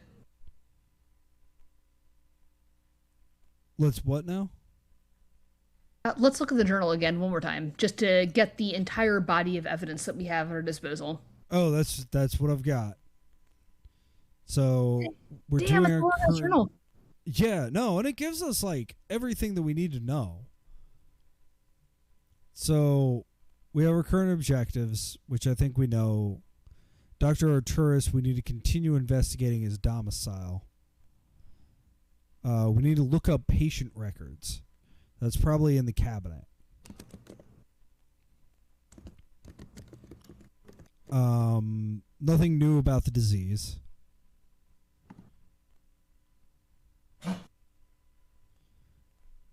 Oh, yeah. So we've got that. I learned that Dr. Arturus was in debt and the trading company was involved. I found a coffee table set for 3 in Dr. Arturus' home. The table had not been tidied up, but the third wine glass was missing.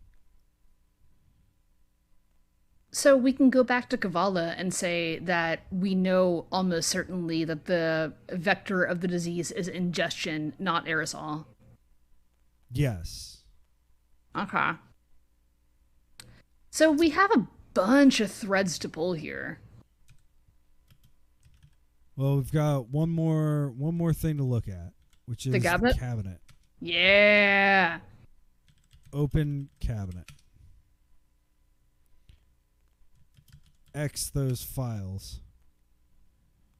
Upon closer examination, they appear to be patient records. 3 most recently updated files are labeled Nakarat, Salio, and Piper. Read Nakarat. Patient record for creditor Nakarat. It states that he developed nausea and vomiting during an afternoon visit on the 3rd of Aquaria and was immediately admitted, but the handwriting is rushed and the rest of the file is blank. Patient record for Sal. It states that he was admitted together with Piper on the morning of the 3rd of Aquaria, complaining of migraines, nausea, and vomiting. Dr. Arturis initially diagnosed food poisoning, but the diagnosis had been scratched out.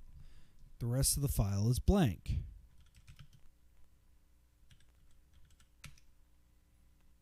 The patient record for Piper. It states that she was admitted together with Sal on the morning of the 3rd of Aquaria, exhibiting the same symptoms as him.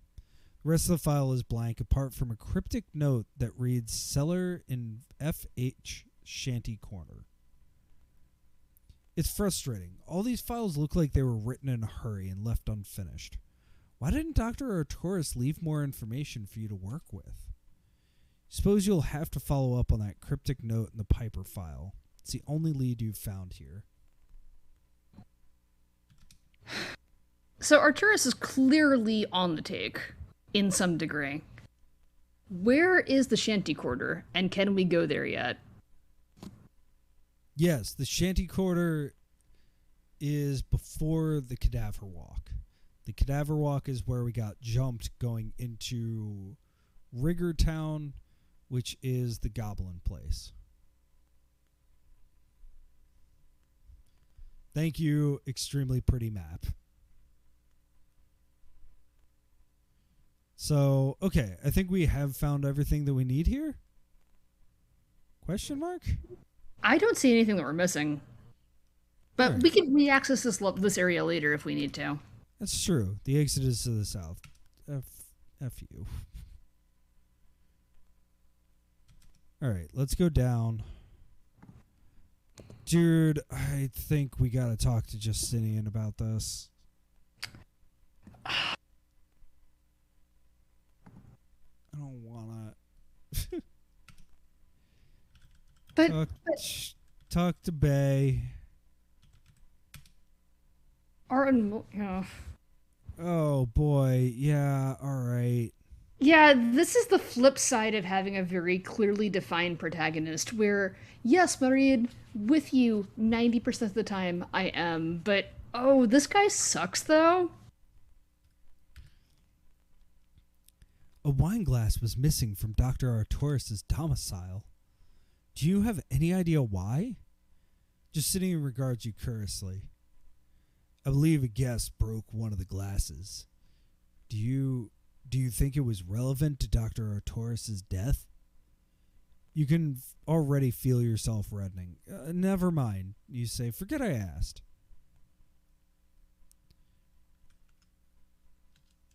Did you know that Dr. Arturis was in debt? He blinks. No, I did not. That is rather intriguing, and it does paint recent events in a different light.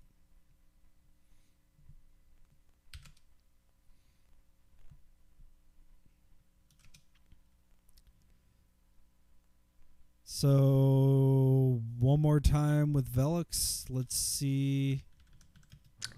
This is me making a very suspicious face right now.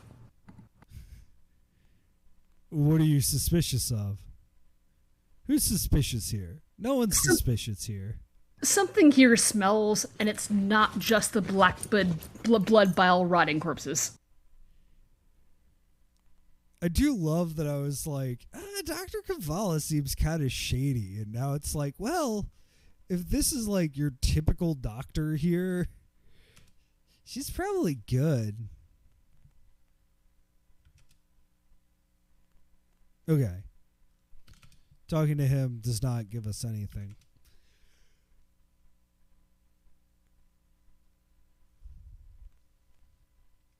Cool.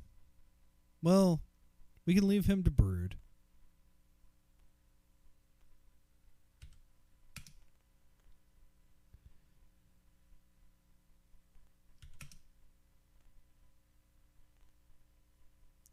All right, do you want to go to the shanty quarter before we check back in with the good doctor?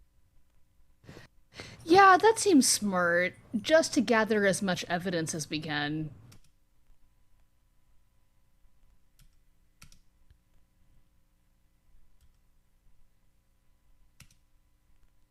You take a deep breath.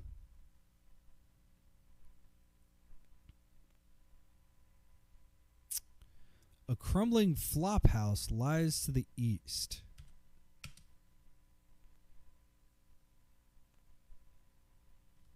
This place was once a beautiful townhouse. Now it's a ruin.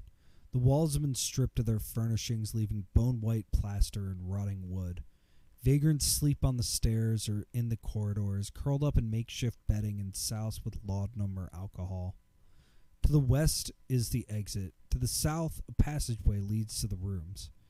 In the reception office, a nightmarish, many-armed creature crouches and pores obsessively over an assortment of keys. You know, in the distant future, when people are writing text adventures about this time, will they be soused with weed and alcohol? Because no regrets, frankly. All these people with their edibles. Let's talk to the creature. Excuse me? You say? The creature freezes. It rears up, bringing undulating folds of flesh to bear, and it fixes you with 7 unblinking eyes. I am, it says, landlord. A clatter. It has dropped its keys. It rushes forth like an engulfing wave. Its eyes surround you, press inward. You are, it breathes. You are. Are we going to be nice to it? Yeah. You should always be kind to mutants. Has Professor Xavier never taught you anything? My name is Marid, you stutter. Servitor Marid Orphea. The creature lowers itself close. It inspects your neck. A wriggling presence touches your hair, your ear. Then it withdraws and collects its keys from the floor. You are not resident, it says in a tone that sounds almost disappointed. You are not key bearer. Actually, I have some keys right here. Yes. The landlord blinks with all its eyes. It rushes up to you, quivering, scrutinizing the keys from all directions. There is an uncomfortably long pause. Strange, it says at last. Right key, wrong person. Do we tell the truth? Do we lie? Are we matter of fact? I vote matter of fact. We're clearly not very good at lying, and telling the truth seems like it will get us in trouble here. Fair. I have the key ring now. Does it matter who it used to belong to? The landlord's tentacles coil around your arm, cradling the key ring, and you suppress the urge to shudder. Maybe, it says. Maybe standards to uphold. It exhales wetly and recedes. Saliva runs from its beak and strikes the floor with a hiss. Compromise. You have key. Tell which room. Correct. You enter. Wrong. You leave. Yes? Well, time to brute force it. No. Because we know what it is. We know it's the cellar. Can we do 5 just to see what happens? That seems like an overly arbitrary way to decide. It tilts its head. 7 pupils gaze unblinking. Perhaps. Perhaps. Answer. Again, didn't need to put that dialogue in there, but I am happy that it is. Right. It's definitely the cellar.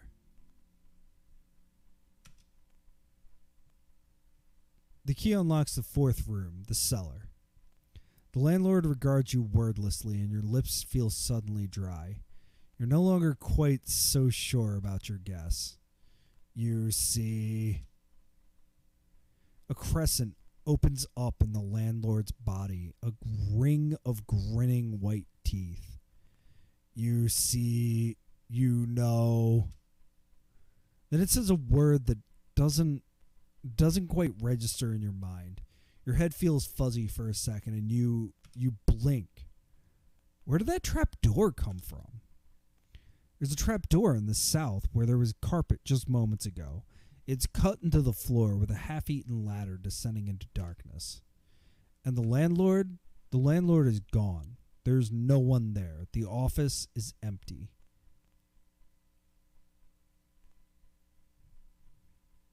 Go down the trap door. Doy. Look, I mean,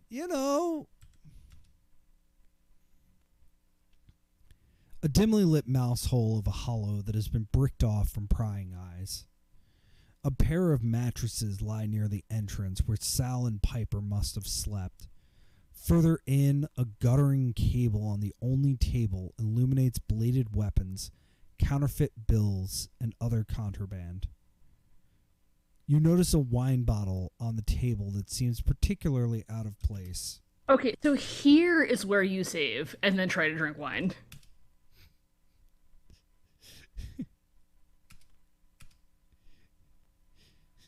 Let me save.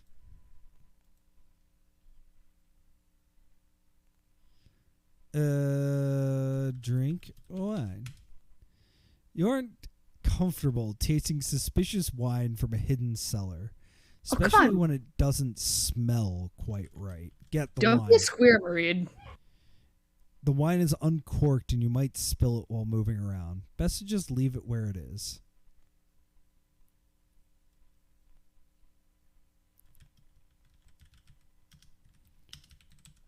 Looking for the contraband, it's knives mostly, of various sizes and shapes.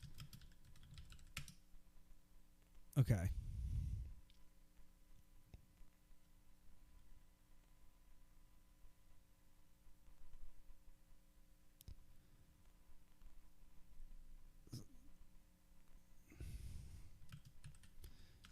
Let's look at the beds. One is big, the other small. Let's look at the big bed. Okay, that is either not important or not something you can see. Can we try to look under beds? Nothing under there but cockroaches. Well, shit. Under table? So looking at the table, there are many shapes that glisten in the candlelight, but that wine bottle seems the strangest. We looked at the wine bottle, purser. Please and thank you. There's nothing of interest under the table. All right. Can we get the bottle? I just tried to take the bottle. I didn't look at it, apparently. The bottle is still half full. The label suggests an expensive claret. But the odor surrounding the mouth of the bottle is not quite the odor of wine. Next to the bottle, you spy a stained ribbon and a handwritten note. Okay, that's unfair. We would have seen the ribbon and the note while we were looking around the room and certainly at the table.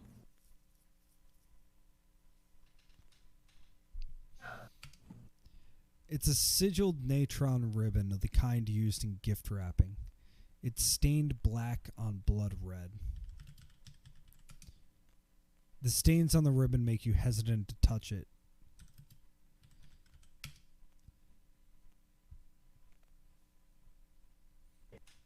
All right, how about the note? Yeah, the note is a gift note. It's written on plain stationery. It reads, "Congratulations to both of you on a job well done. Here's a gift to our continued partnership. Let's keep it a secret between us, shall we? AZBN, creditor Nakarat." AZBN? That's an old-fashioned way to end a letter. You thought the instructors at the Physicians College were the only ones who still wrote that. More importantly, this is proof that creditor Nakarat had been working with Sal and Piper. Or is it?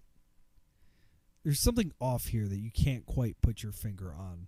Take note. Take gift note. Yes. Okay, got it.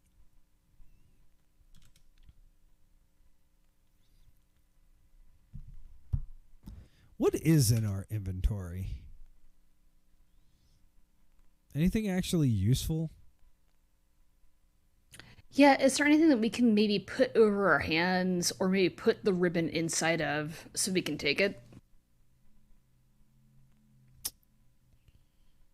Take ribbon with antiseptic cloth? Think that's the right syntax?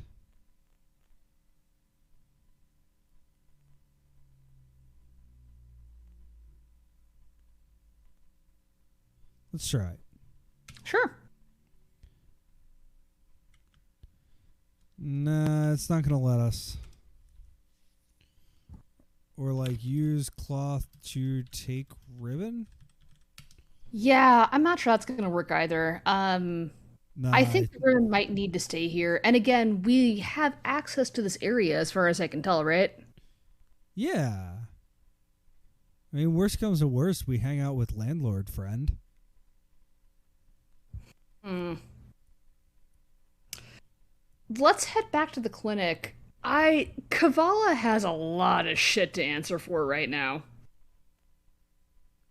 Why? What did she do? Nothing that she did, but her buddy was clearly engaged in some extremely sketchy behavior. I guess. That's some like...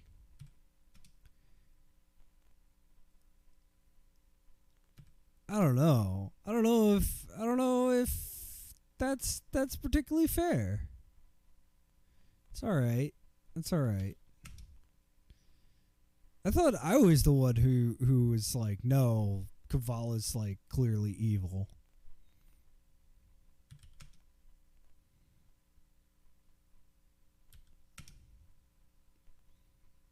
Oh, a woman runs past in tears. She's gone before you can see her face.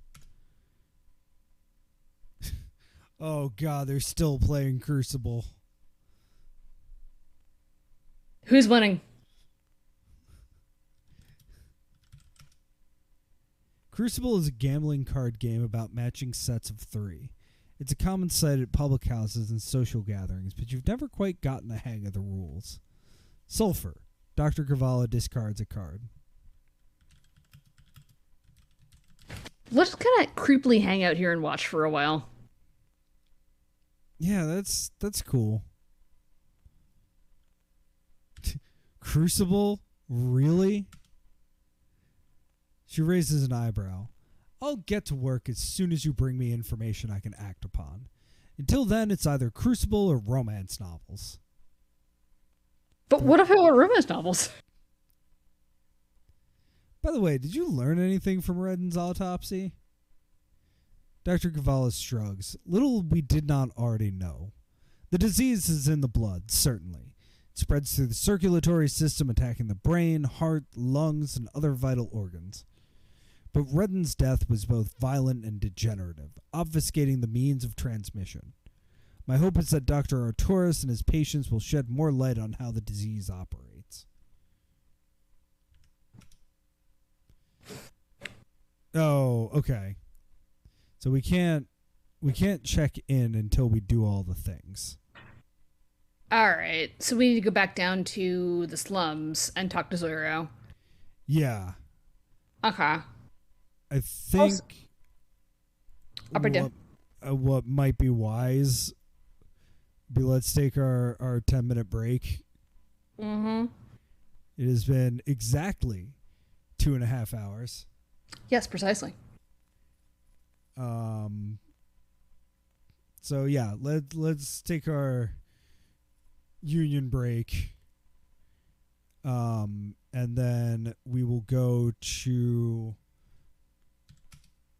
Oh, sorry. Let's. Oh, yeah.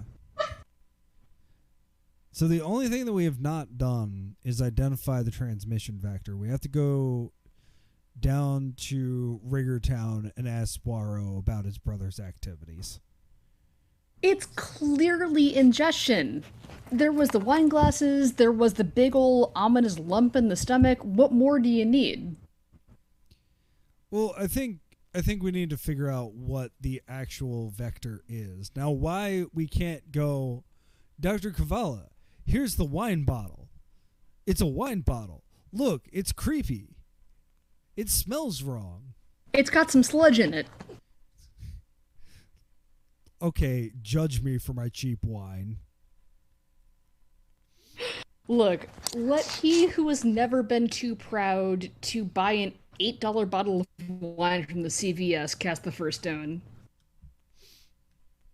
If only I could get $8 wine. All right, we'll see you on the flip side, kids.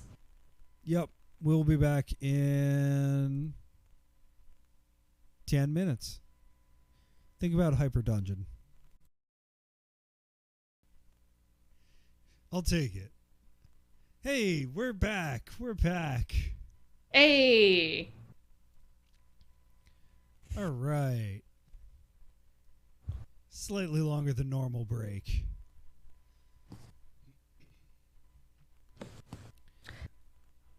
Okay. We're back at the clinic.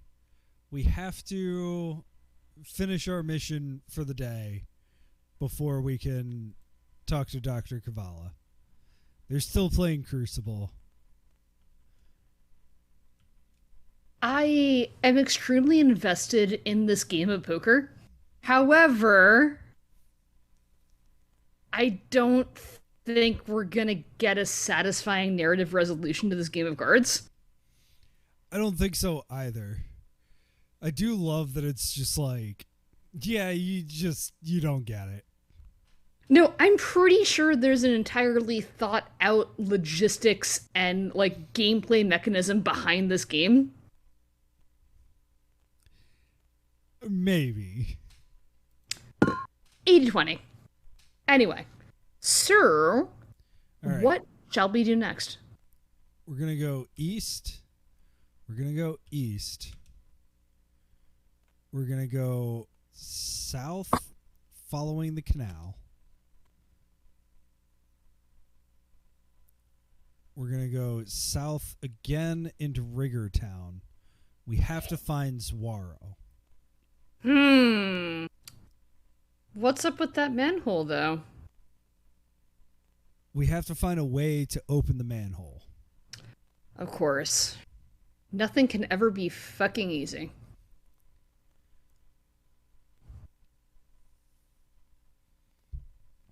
Okay, so we're in Riggertown Upper. Let's take a look at our map. He works at the mechanistry, yes? I think so. Let's try going there first. Yeah, south. Down and south, I believe.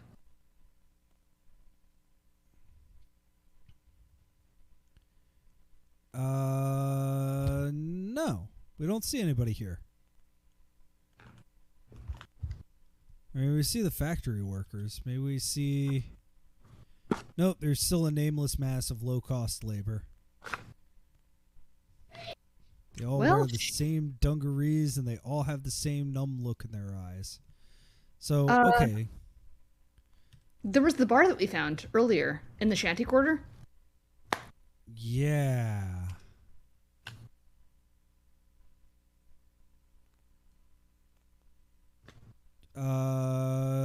We can't get there from here.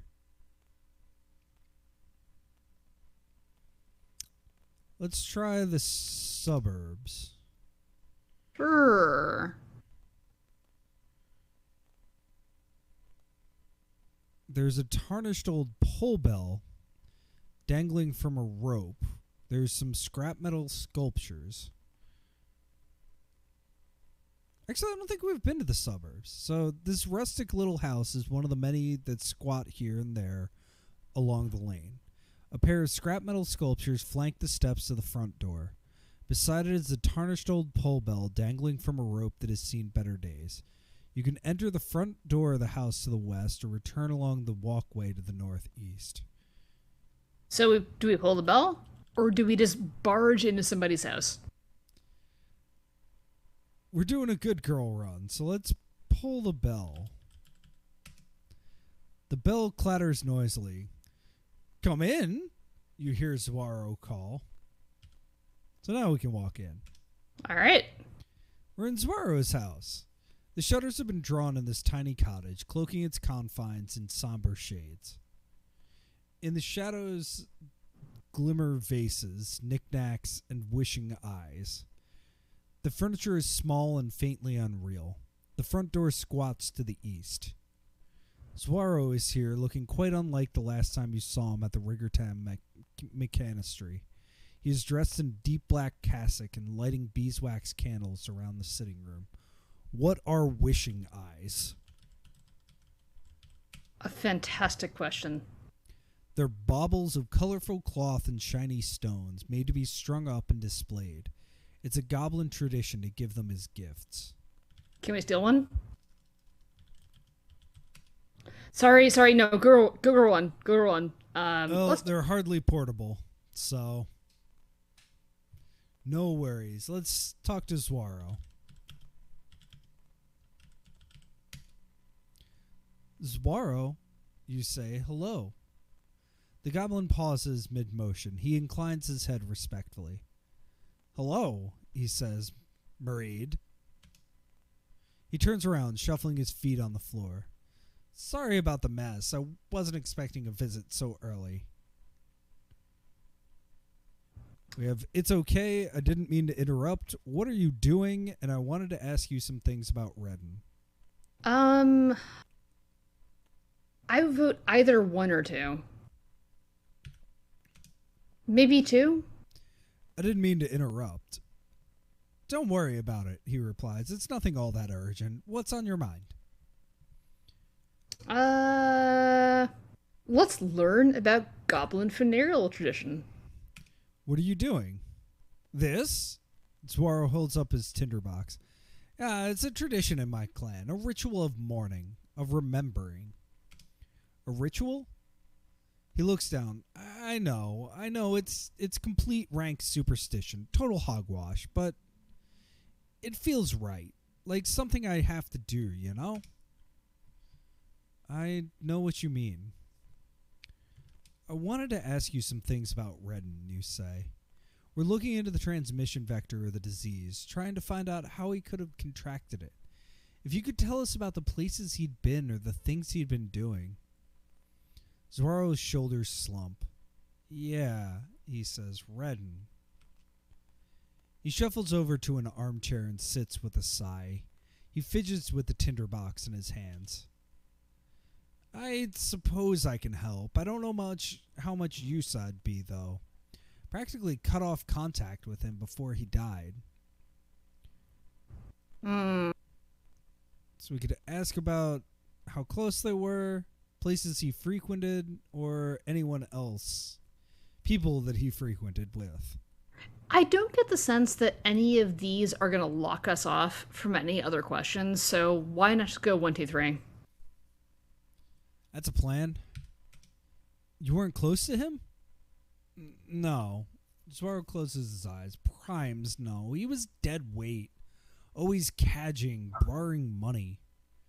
He turns over the box in his head. I hated him. When he walked out the door and never came back, well, I can't say I was sorry to see him go. Do you know anything about the places he frequented? Zwaro shakes his head. No, not really, no. He was hardly around the house. He'd go out in the morning and come back late, smelling a shitty booze. Some days he was like someone I didn't know. Never asked him where he was going. Don't think I cared. When he left, I don't know what happened to him afterward. Do you know anyone else that Redden associated with? A shake of the head. The only thing he associated with was alcohol. He never talked about his friends, never talked about his work. When he got fired, I wouldn't be surprised if no one even batted an eye. He was that kind of person. Redden was unemployed? Zuaro nods. He was a janitor at the Channel Works, let go for drunkenness and unprofessional conduct. He was unrepentant. No company would have him. Redden left and didn't come back. Zuaro gazes at the door. Yeah, he says, he just left. He did it so quietly I almost didn't realize he was gone.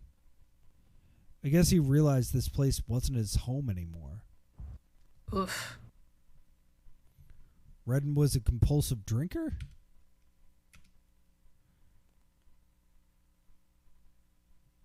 The biggest dipsomaniac I ever saw. Zuaro smiles grimly. He'd go through cheap wine by the bottle. He didn't care what was in the stuff or who sold it to him as long as it got him buzzed. Oh. Now our friendship with the mutant bartender is beginning to come into a clearer light. Could you tell me more about what he did at the Channel Works?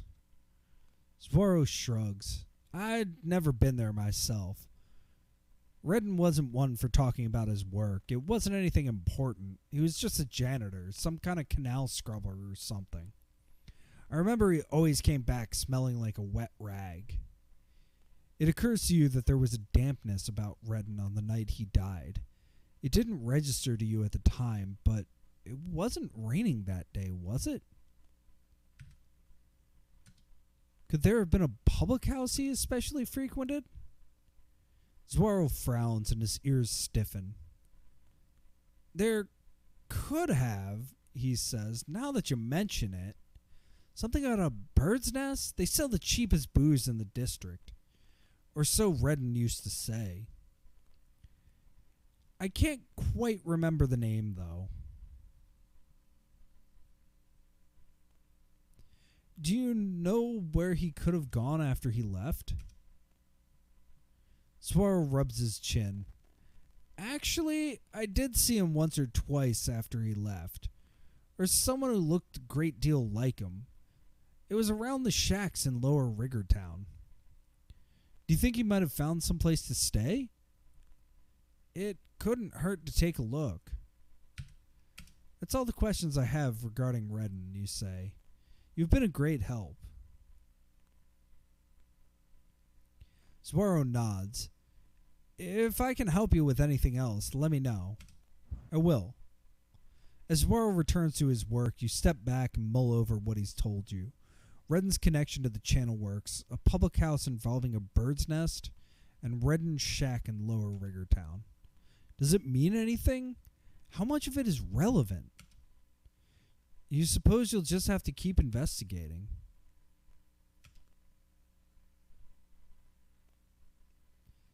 Well, anything else you want to check out here?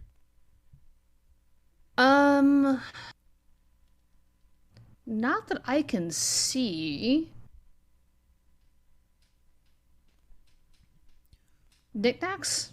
We already looked at them with the eyes and such. So this is a really interesting style of mystery IF.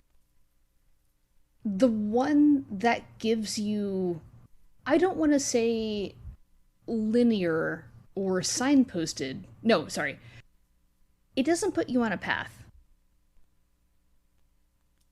But the clues are very clearly drawn out, as opposed to, again, I'm going to keep referencing a game that I don't think you have played, called Toby's Nose, by Chandler Groover, which is a Agatha Christie style murder mystery, where the point is that you get all of the information in smells. You play Sherlock Holmes's dog. And you are meant to not keep track of the clues and the signposts by the game telling you them, but by the actual points in the narrative themselves. The descriptions, the inventories, the clues. I think I prefer this a little more just because I'm a big dum dum and I don't have time to take notes on the intricacies of the situations that you have set up as the author, let's say. That said, I prefer playing this kind of signpost narrative much more just because it's a better user experience. Although counterpoint, someone might say, well, if you want to play a murder mystery, you could just like read a murder book. No, I mean, I think even something where it's like, okay, you just have to like find the next person, talk to them for a while. I think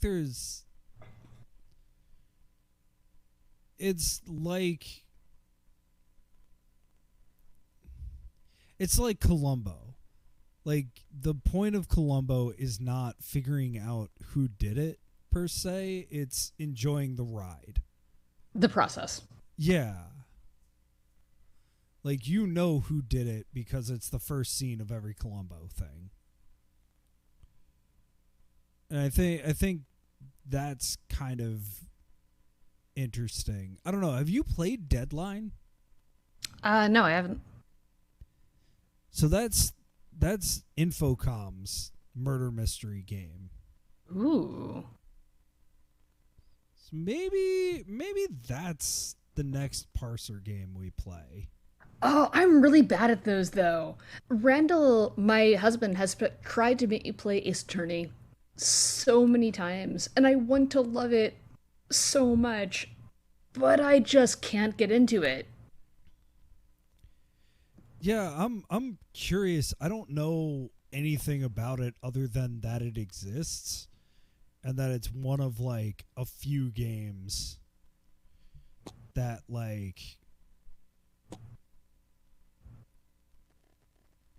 it's part of that like Infocom trying to figure out what isn't Zork that they could make. Hmm. Yeah. And then, sorry, I was not aware of this until you started sharing and linking this stuff with me, but was not aware of Plundered Hearts. Then they tried to make a lady write a text adventure, and everybody said, ew, it's for girls. Yeah, yeah. No, there's definitely like issues with the text adventure scene. I mean, even now, but like. Oh no, I'm sorry. I was not trying to steer it in that direction.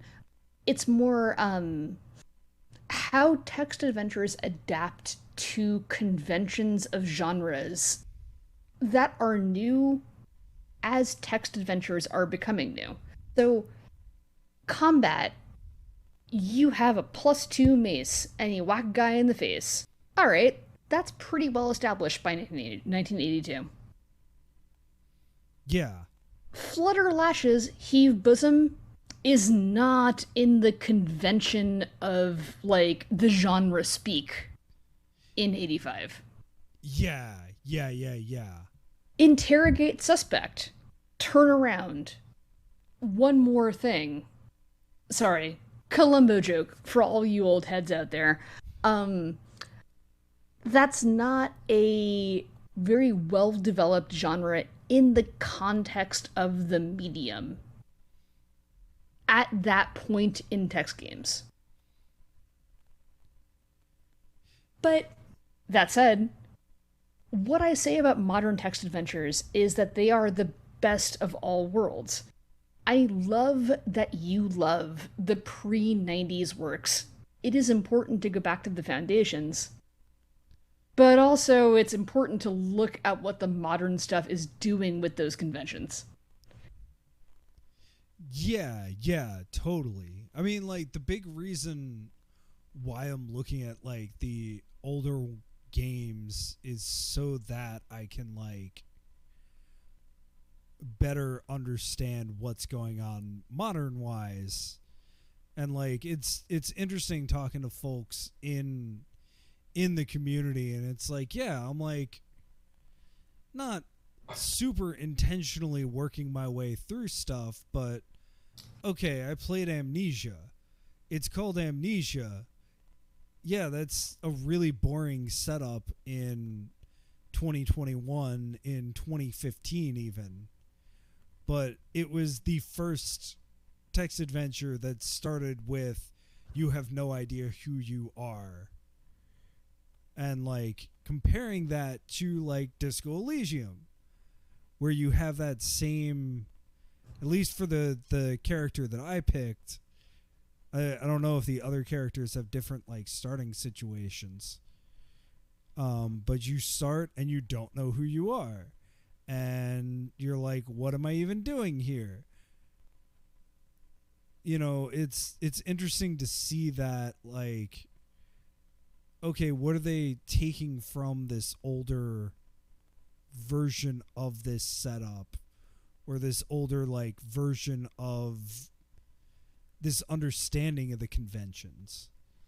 Like it's super cool with the sci-fi games of that time. They're so influenced by like super hard sci-fi. Mm-hmm. And it's like, even going with hard sci-fi now, you know, they're more influenced by hard sci-fi, but we're gonna like have our feelings like oh god, that movie that came out that's like super hard sci-fi, but it's really about like how brutal and lonely space is. Which one, my man? Yeah, fair. I mean, the one I want to say Sandra Bullock is in it. I don't Oh, watch Gravity. movies. Yes. Yes, Gravity. No, that movie is as soft as a lovely melting soft brie cheese. Are you kidding me? The entire point of it is. Wait, actually, no. Nope. Getting that confused with the Christopher Nolan movie, where the power of love saves the universe. Contact? Oh, great pull. No. I was getting Gravity and Christopher Norton's universe question mark confused. This is all going to get cut out on the highlights reel, right? No. We'll both be horribly grasping for movies. I do not edit out things. I just edit out our breaks. No, but I think it's like wild to see those kinds of differences. Like, I don't know, I that initial Aldebaran 3, like the 1977 game, which I will figure out how to get running. You know, it's like, it's so interesting to see it like not evolve, because I don't think there's like a platonic ideal here, but like, just, all right, what are people interested in? What are people writing? Ignoring the like technical differences, which I like really get into. Yeah, I love that shit too. Honestly, like neo-futurism is my shit. I I'm going to stop myself because if I were not stopped, I would go on an entire rant about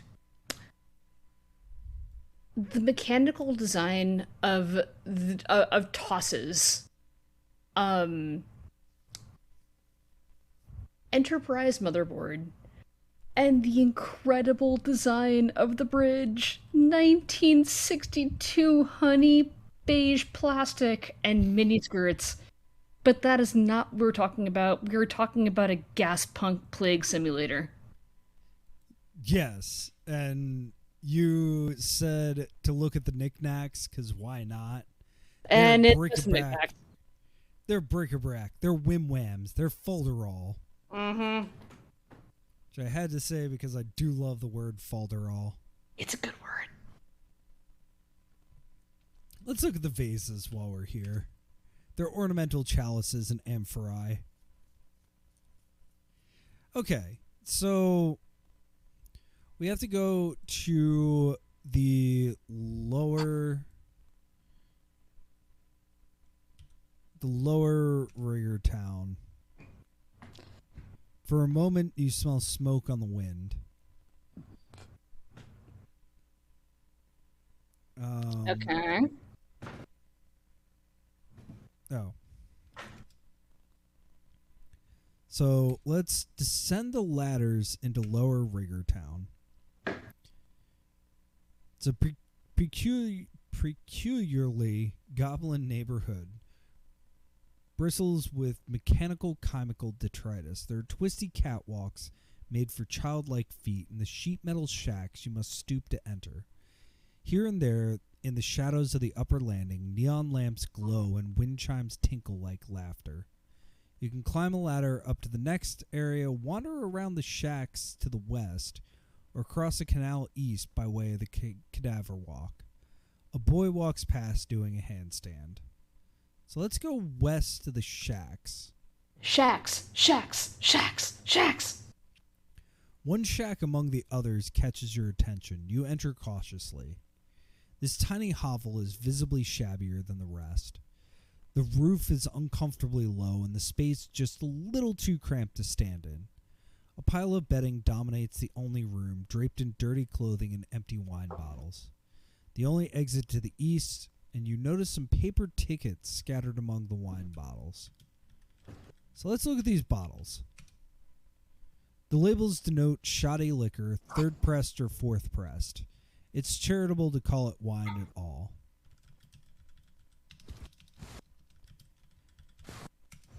Okay. Don't need any of the bottles. I mean, that's definitely in sharp contrast to the very nice wine that we found before. If I know adventure games, I know there's something hidden in the shack. Can we check the roof, under the bed, and in the corners, please?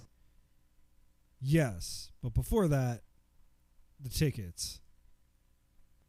Only because I had looked at that already. You made the correct choice. Upon closer examination, they appear to be coupons from an establishment called the Crow's Nest, located in the rooftops of the shanty quarter. 5 coupons entitle the holder to a free drink and a spin of the Demon's Wheel. Get some tickets. And then you said, look at the roof. You don't think whoever lived here got many human visitors, or many visitors for that matter. Fair enough. Said, look at the corners. Nope, can't see anything in the corners. Zorro said something about a bar that Raiden hung out in, so I think that's probably the big clue that we're supposed to get in this room. Yes.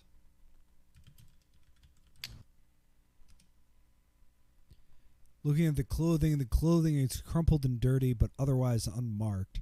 They smell like their owner had been wading around in canal water.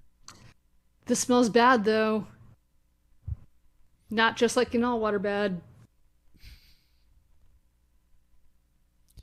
Okay, so we need to go to the shanty quarter. And we need to go up. Mm-hmm. Alright, cross the canal.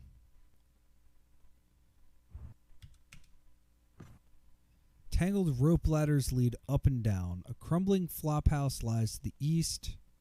So let's go up. Rotting beams spiral from the shanty quarter like a stairway grasping for the stars. At their head is a jutting structure like a watchtower, and it shadows all that is beneath it, shielding grimy brick and concrete from the desolate sky. The shanty quarter yawns below. Above you is the public house called the Crow's Nest, but a fearsome 8-legged bouncer blocks the way. Can we go east-west? Nope, we can go down or up. Fair enough. Let's check out that bouncer. So just trying to go up, you've hardly taken 2 steps when the bouncer clears his throat. Funny thing about the usual customers, he says. The ones with the dead look in their eyes, they tend to stop when they see a big man with spider legs. But you, little Miss Prim in your white jacket? He folds his arms, looks you up and down. You're different from them. People like you don't even come down here, not unless there's something you're looking for. Do we try to be shady? Do we just say I need to get inside? Do we tell him the truth? Do we go full Scully? Do we go full Scully? I vote 3. I'm investigating a series of deaths, you say. Some bodies have turned up in the tourist infinita, all dead of the same affliction. I've been looking around the district for clues, and I thought... The bouncer shakes his head and looks away. He gazes across the spires of the city, rising from the smoke and the water. Sounds like a bunch of important people died, he said. I'm sorry to hear that. This is the shanty quarter. People die like flies here, each and every day, and no one gives a damn. Am I supposed to step aside for everyone who's lost someone?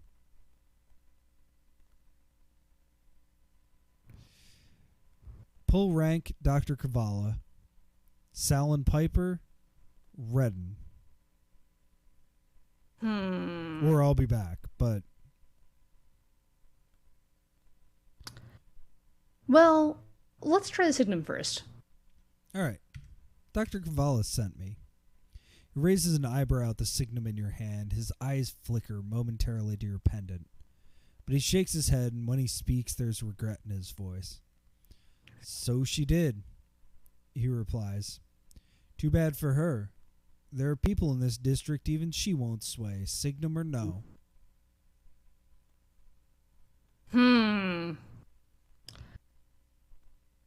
Nothing is going to lock us out here, so we can just try kind of whatever. I would name trap Redden, but I have no strong feelings. No, I like that. Redden came here often, did he? There's a shift in the air. The bouncer starts and looks at you with something approaching incredulity in his eyes. Redden, he says, where did you hear that name?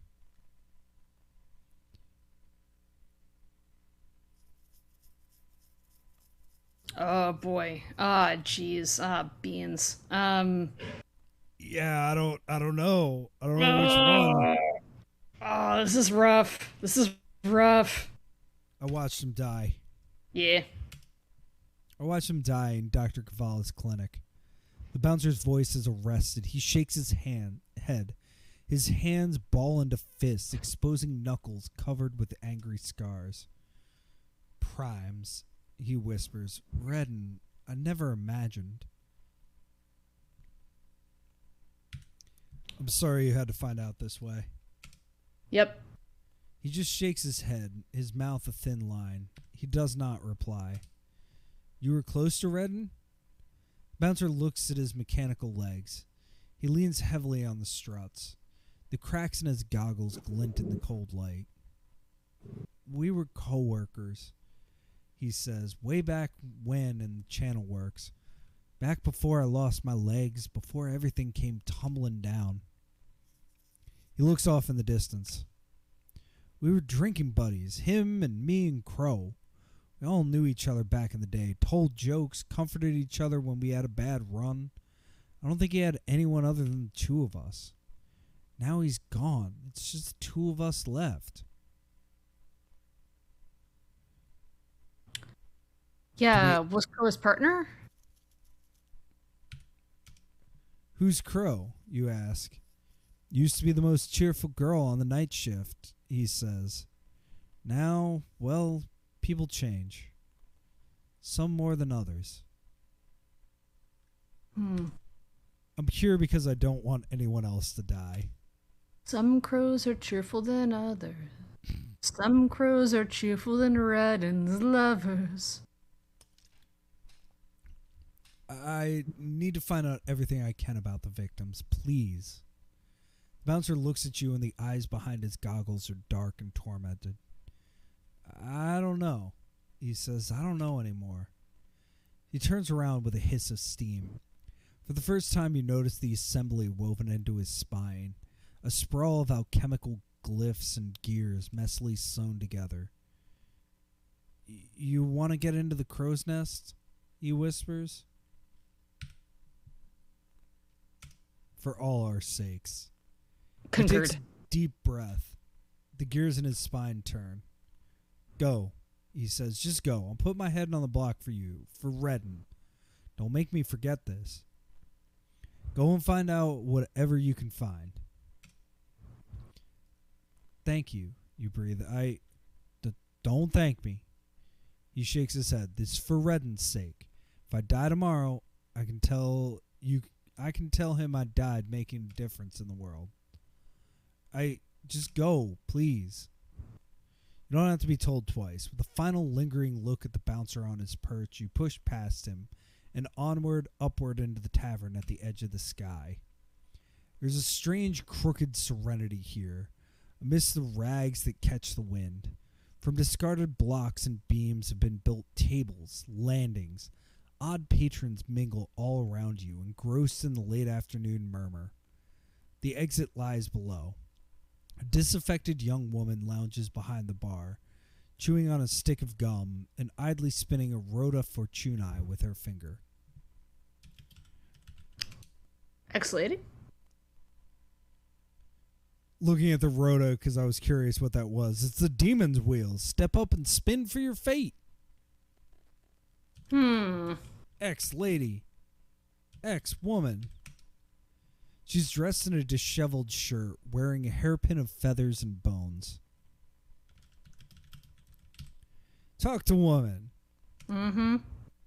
You approach the bartender. She doesn't bother looking up from the countertop. So, she says, got past Webster. Makes me wonder why I hire him at all.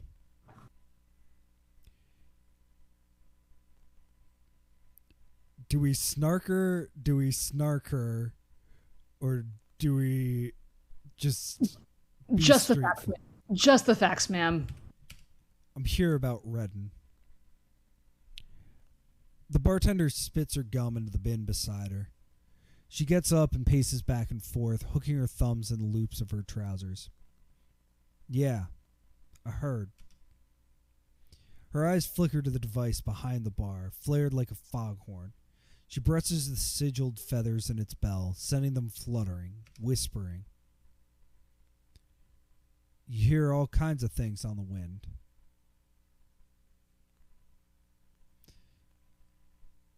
You heard everything, or then you know why I'm here?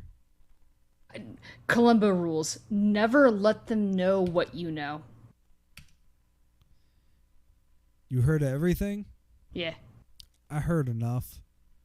She uncorks a bottle and mixes a drink, a rich dark rum you can smell from across the bar. She pours out a glass for herself.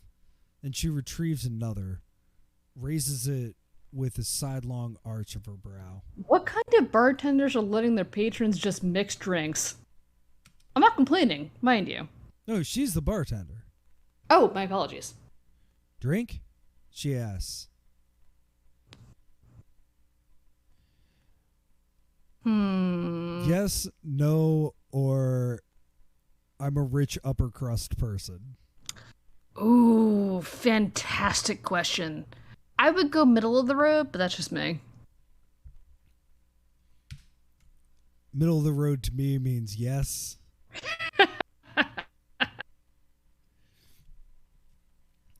Another? Please. She fills another glass and pushes it across the countertop. You take a sip. It's powerful stuff.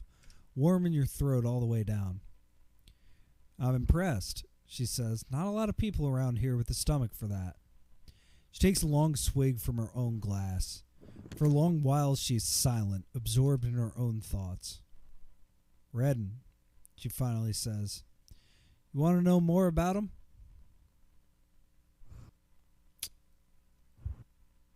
I'm pretty sure at this point that none of our dialogue choices have a real bearing on the story. Or rather, I'm fairly sure there will be some dialogue choices that have bearing on the story, but not until the climactic event, whatever it may be. Um, Got you. so Let's I just kind of want to let's freestyle. What are you feeling? uh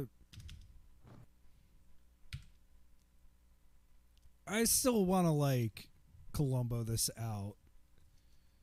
So I understand that he frequented this place. Hmm. Frequented?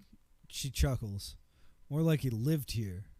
Between you and me, I don't think he had anywhere else to go. His heart, though, was always elsewhere.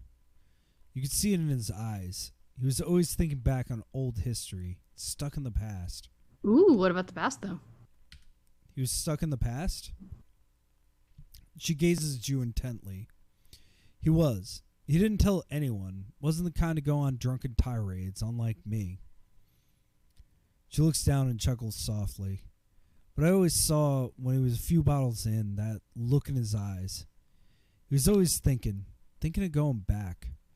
Then he'd say he was done for the night, and he'd lope off and down the gangway. I don't think he was ever going home. Not really. Where do you think he went when he was drunk? There's only one place he could have gone, she says quietly. Back to the past. Back to where it all started. Back to the channel works. There's a silence that settles. You make a mental note of this information. Were you on good terms with him? Redden, I mean. She shrugs. I suppose I was. Webster, he made it sound like we were chums, didn't he? We were, in a way, the three of us, just raging against the unfairness of the world. She takes another swig. Sounds like the three of you have history. It's a mild way to put it. She looks at her painted nails. The three of us, we built each other. We shaped each other. On the night shift, it was just the three of us and the whole of the channel works. We were the whole world to each other back then. Can you imagine? Three of us, kings and queen of the channel works. Now we're nobody. Do we want personal backstory, or do we want world building? I want to continue down this path. Go for it. What happened with the channel works? She shakes her head. Everything. It all started there. I don't know how I can tell you. It was late. Webster asked for a whiskey to keep his bones warm, and I just gave it to him. Next day I heard he'd slipped and walked into the rubbish grinder. Oh, Primes. She looks into your eyes. I got found out after that, she says. Whiskey, I mean. And then Redden took the heat, too, for supplying me. All three of us got handed our letters on that day. It's a while before you can compose your thoughts. Sorry, that got dark fast. Could you tell me what Redden was like? The bartender looks into her glass and her reflection stares up at her. Of all of us, she says, he was the most detached from the world. Always had the crow's nest to keep me busy, even after everything happened. Webster had me to stay in touch. Redden, I offered him a job, but he never took up the offer. He just stayed here, going through bottles and bottles of cheap wine. I never had the heart to charge him. Could you tell me more about the crow's nest? Oh, it's nothing special. She waves her hand dismissively. Time was, there was an employee refectory I ran in the channel works. Ran the after dark shift, together with the reception. I served drinks when the commissary wasn't looking. Now, the surroundings have changed. My employer is a little less strict. Otherwise, it's like old times. Mm-hmm. You have a new employer? The bartender's expression darkens. She takes a swig from her glass. Yeah, she says, it wasn't like I had a choice. A place like the Channel Works District, there's only 2 avenues of employment you have as bartender. Either work for the Council of Works. For people like me, that's off the table. Or you pay your dues to the big fat raven. The company, you say. Her lips are thin. I didn't have a choice. Take what employment you can get, even if it means kissing someone's hobnailed boots. That's all the questions I have. Thank you, ma'am. Crow. Thank you, Crow. You've been helpful. She drains the last of her glass and runs a hand through her hair. For the first time since you met her, she doesn't quite meet your eye. You know, she whispers, I still feel numb inside. It's the rum. I keep thinking Redden's going to climb up through the gangway any moment, asking for a bottle of the bilious canal's finest. She stares at the bottom of her glass. We both know that's not going to happen, is it? I know what you mean. Dr. Cavallo and I will get to the bottom of this, I promise. Or stoicism. No stoicism.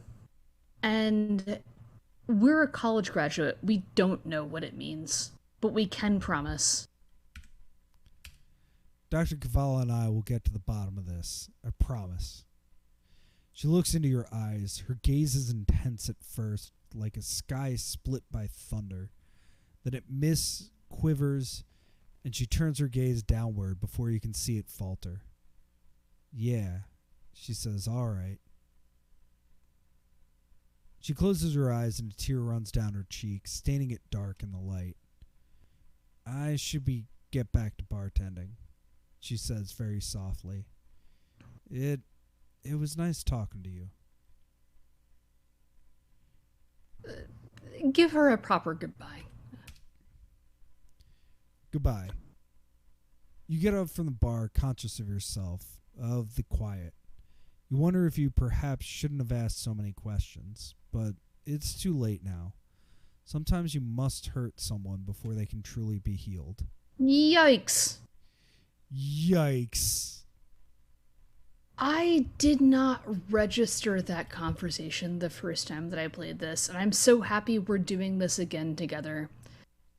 I have friends and family who have served, as you do as well. And I didn't remember the trio of war buddies being such a crucial plot point. Yeah. Yeah, please hug the crow. Please hug Crow. You aren't that friendly with Crow. I mean, fair, but also, girl needs a hug. Who's the bouncer again? Wilson? Wilson. Yeah, can we go outside and hug Wilson? Yeah. Oh, bless. We can now fast travel. Hug Wilson. Oh, Wilson. Oh, Webster. Webster, excuse me. You doubt that would go over well with Webster. All right. Well, we succeeded. We can go to clinic and fast travel. It's getting quite late.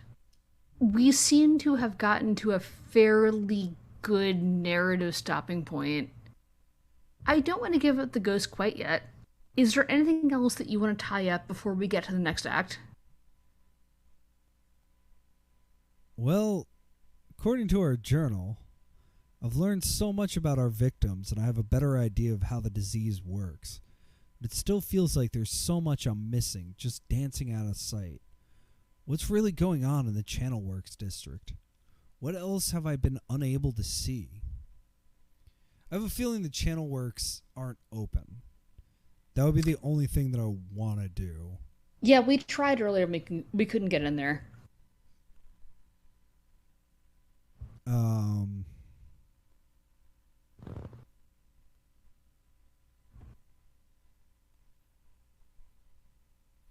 Yeah, I think we just need to go to the clinic.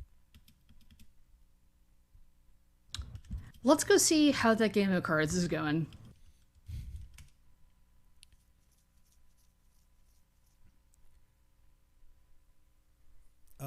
Over is the answer.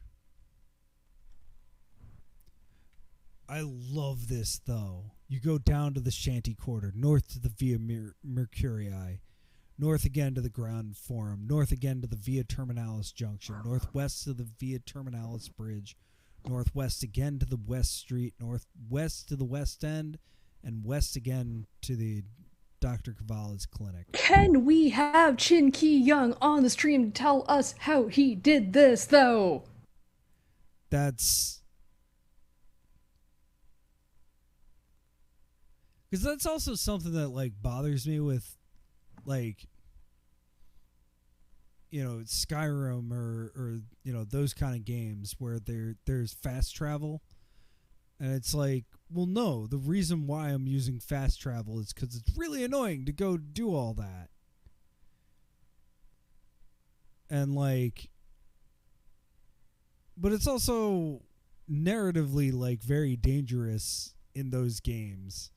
This one less so, but like, at least say you do all these things. Like, you stop at this place. I don't know. I think that's such like a nice little thing to do.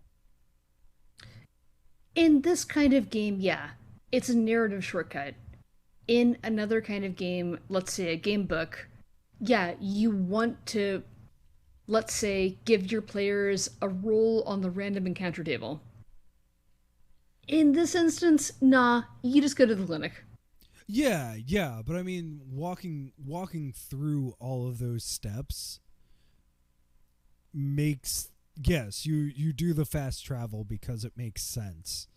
And like, are you really gonna, do you want to have your player have to do down northwest, blah blah blah?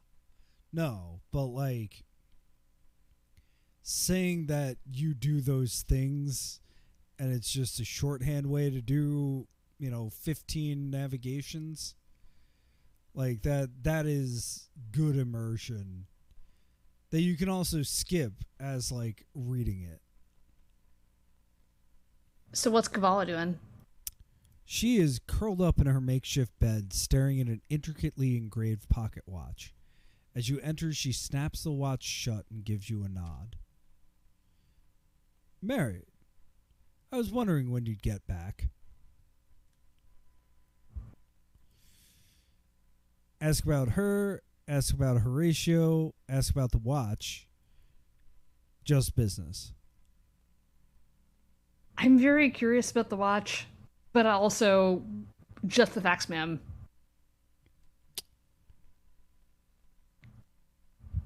I'm curious about the watch.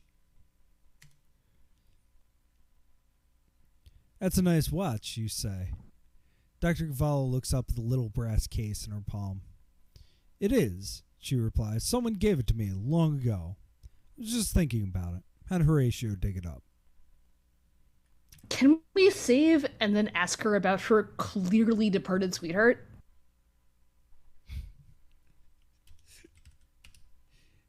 Yes?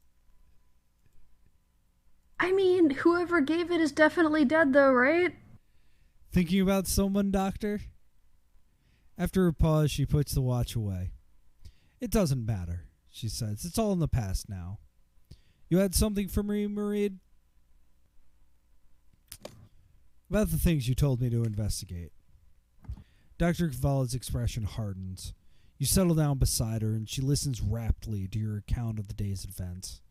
You tell her about your run-in with the Turris Infinitos security, the chill of Dr. Arturus' clinic, the silent stare of the departed, the macabre sights reflected in the endoscopic lenses. You tell her the doctor's correspondence, the web of intrigue and not quite coincidence that bound him, the lives that labored in the shadow of black wings, and through it all, like a pervasive pathogen, the darkness seeps and drips coppery from your words. Dr. Kavala is silent as she takes in everything you've told of her. Mareed, she takes a deep breath. This is everything I asked for and more. You've taken great pains to acquire this information. You've done the Channelworks District great service. If I'd known the investigation would take you into the shanty quarter... She trails off, shaking her head. Regardless, you've uncovered a wealth of information pertaining to the affliction. We're now able to draw several conclusions. The transmission vector, for starters. What is the transmission vector, JRM?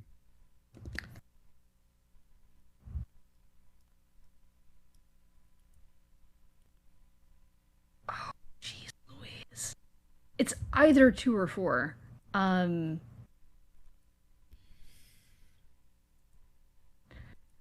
Friend? 2 or 4? Any insights? Oh, shit. Yeah.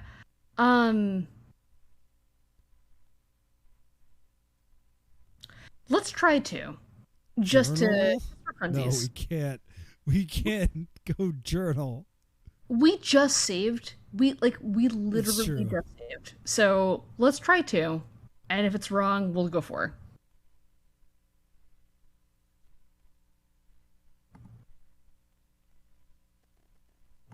Yeah. I'm going to go 2. It's contracted internally through ingestion. A strong hypothesis, Dr. Cavallo replies. Your endoscopies certainly seem to corroborate it. But consider Dr. Arturis. Did he really ingest something that was contaminated? He was a magister of the Ars Vitalis, after all, and it would have taken precautions to avoid such a careless mistake. From what you described, it sounds more like he was infected through his hands. He couldn't have been infected through the gloves, you say. Otherwise, both of us would be dead. She raises her eyebrows. But he could have been infected through his hands. Both ingestion and skin contact. Yeah, it's got to be 2, yeah. Yes, she nods. I believe that the only explanation for the evidence you've gathered. Nakarat and the thugs were killed by something they ingested, and Dr. Arcturus was almost certainly infected through his hands. I can't fathom why he would have been handling a patient without his gloves. Perhaps if he was present at the outset of symptoms? She glances at the curtain of the surgery room and runs a gloved hand through her hair. In any case, she continues, the transmission vector seems to be clear. It requires proximity to an infected individual, and that implies close ties between the victims. From what you've learned, all of them were linked to the Greater Corindia Trading Company. Is that true? Corindia's the Ravens, right? Yeah, it is true, because Redden hung out at the bar, and the bar was related. Yep. Drank wine, shandy. Yeah, no, it's got to be 2. All of them, Dr. Cavallo grimaces. That's not saying much in this district. Even I've had to deal with them in the past. But you're right. The raven symbols you found on Dr. Arturis' patients are all but confirm their connection to the company. And if the message you found on Dr. Arturis' correspondence is genuine, he must have had dealings with the underworld as well. Even Redden frequented the crow's nest, you point out. That's a front for the trading company, too. She rubs her chin thoughtfully. It's possible, she says. It's possible that the company had something to do with the outbreak of the disease. There are aspects of this theory that don't quite gel. The company is a business first and foremost. So why would an affliction like this come into the picture? They deal in protection rackets, not plagues and poisons. Even Nakarat and the thugs were among the victims. I can see how their ties might have caused the affliction to spread. But which of them was patient 0? It's not the full picture, Merritt. I have the feeling there was something else they had in common. All of them drank wine? It's either wine or shanty quarter. 50-50. Had Arturis been to the shanty quarter? Shh. Shit. Wait, yes. There was something in his study.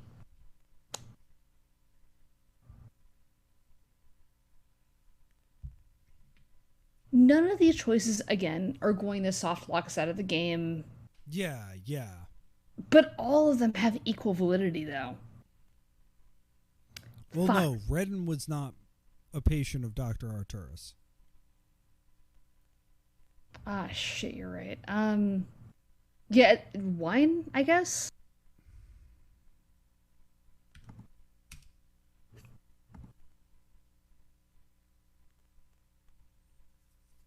All of them drank wine, you say.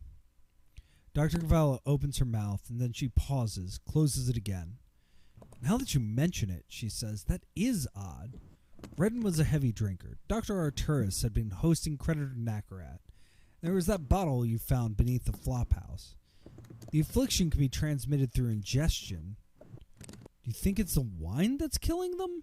You ask. She furrows her brow. It's certainly possible.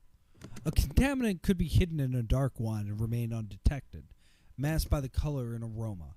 It would certainly explain why there have been so few victims. It wouldn't be an epidemic, it would be a poisoning. If only certain bottles of wine were contaminated. Marie, did you notice anything in common about the bottles? You shake your head. They were all different labels, different manufacturers. Redden didn't even drink red wine. That's deeply troubling. She looks at her injured leg. There doesn't appear to be any correlation between these poisonings, but the victims are all connected by the same symptoms. She falls silent, engrossed in thought.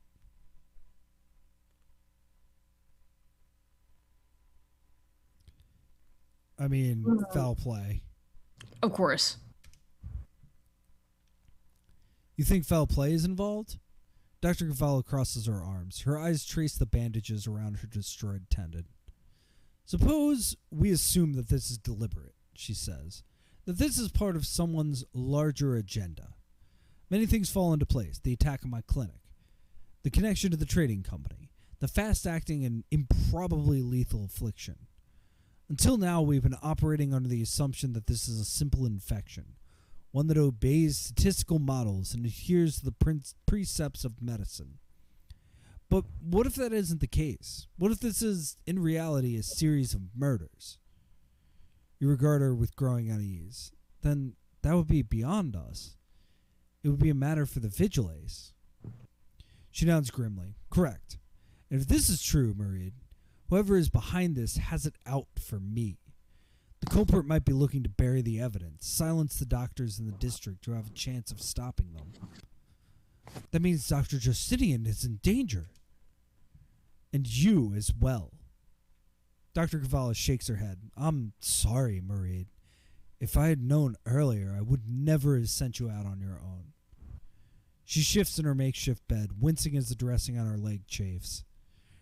Her shoulders are tense as she checks items off her fingers.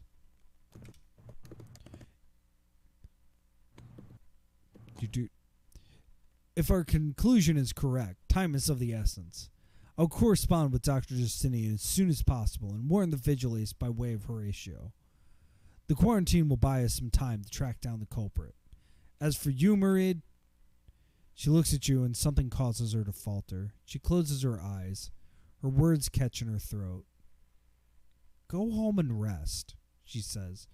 You've done your part. I'll handle things from here on. Hmm? Dutiful or helpful? Helpful. 100%. Can I still help somehow? A long, tense silence, and Dr. Cavallo shakes her head. I appreciate all that you have done, Marie, but this is bigger than we'd imagine. It's bigger than any of us. Upon my conscience, I will not allow you to put yourself in danger. Get some sleep, take a sabbatical, let me and the vigiles handle this. Dutiful or helpful? Helpful? Surely you can let me do something. Marie? You realize that in all the months you've worked here, you've never heard Dr. Cavallo raise her voice. She takes a deep breath. Marie, This is not a friendly request. This is a command from doctor to servitor. I will not allow you to wager life on this. Do you understand me? Do we understand? We've gone this far. No, I don't care what you think. Douglas. No, you scream. No, I don't want to lose anyone else. What? Wait, you don't mean that. That isn't what you squeeze your eyes shut and blink back tears. You feel Dr. Cavala's gaze boring into you. Burning, judging. Marie, her voice is a whisper. Don't do this. Yes, doctor. You look at your feet. Yes, doctor, you say softly, quietly. Her eyes linger on you, on the tattoos that run like tears down your neck and fade into your pendant. I was just trying to be helpful. Right? She exhales. Go home, Marie. Take care of yourself. You rise from the waiting chairs. There's a dull ache in your shoulders. You give Dr. Cavallo one last look as you prepare to depart for the night. Good night, you tell her. You can't bring yourself to meet her gaze. All right, let's go home. Unless you want to sneak out. Let's head home. If I recall correctly, there should be a pretty good stinger ahead for us to set us up for next episode. Yeah. Oh, good. The public house is closed. I was kind of looking forward to stopping by the bar, but I totally would rather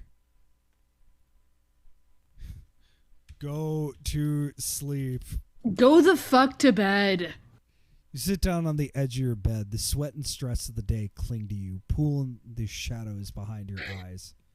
Dr. Kavala is right. This is no longer a medical investigation. It's a murder investigation. You should take a break. Leave matters to the qualified to handle them. But you can't get the thoughts out of your head. The images, everything that you've seen and done, it clings to you, creeps within you. So you drift down and down into darkness, thinking of corpses staring, pigeons twitching, burnt out lamps and broken housing. Burning, burning, burning, burning. And it's midnight. You open your eyes.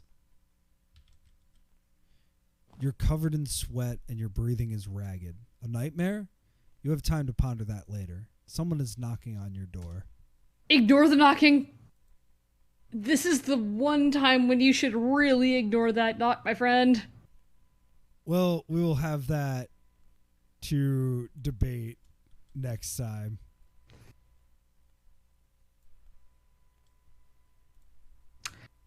A fantastic adventure. That is most true.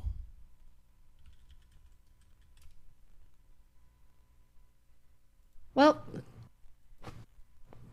we'll call it a night here. Good night. That's a game. Good night, good luck, and don't forget to Sizzy.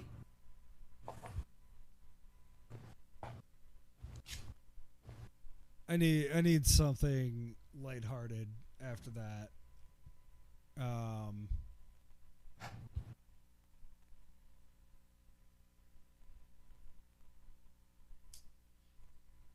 Yeah, I'm gonna be lazy. We're just gonna raid Chubo. Good night, J-Ram. Thank you very much for hanging out. We gotta get some ending screens. Thank you, as always, for going on this incredibly done quest with me. I have loved every minute of it.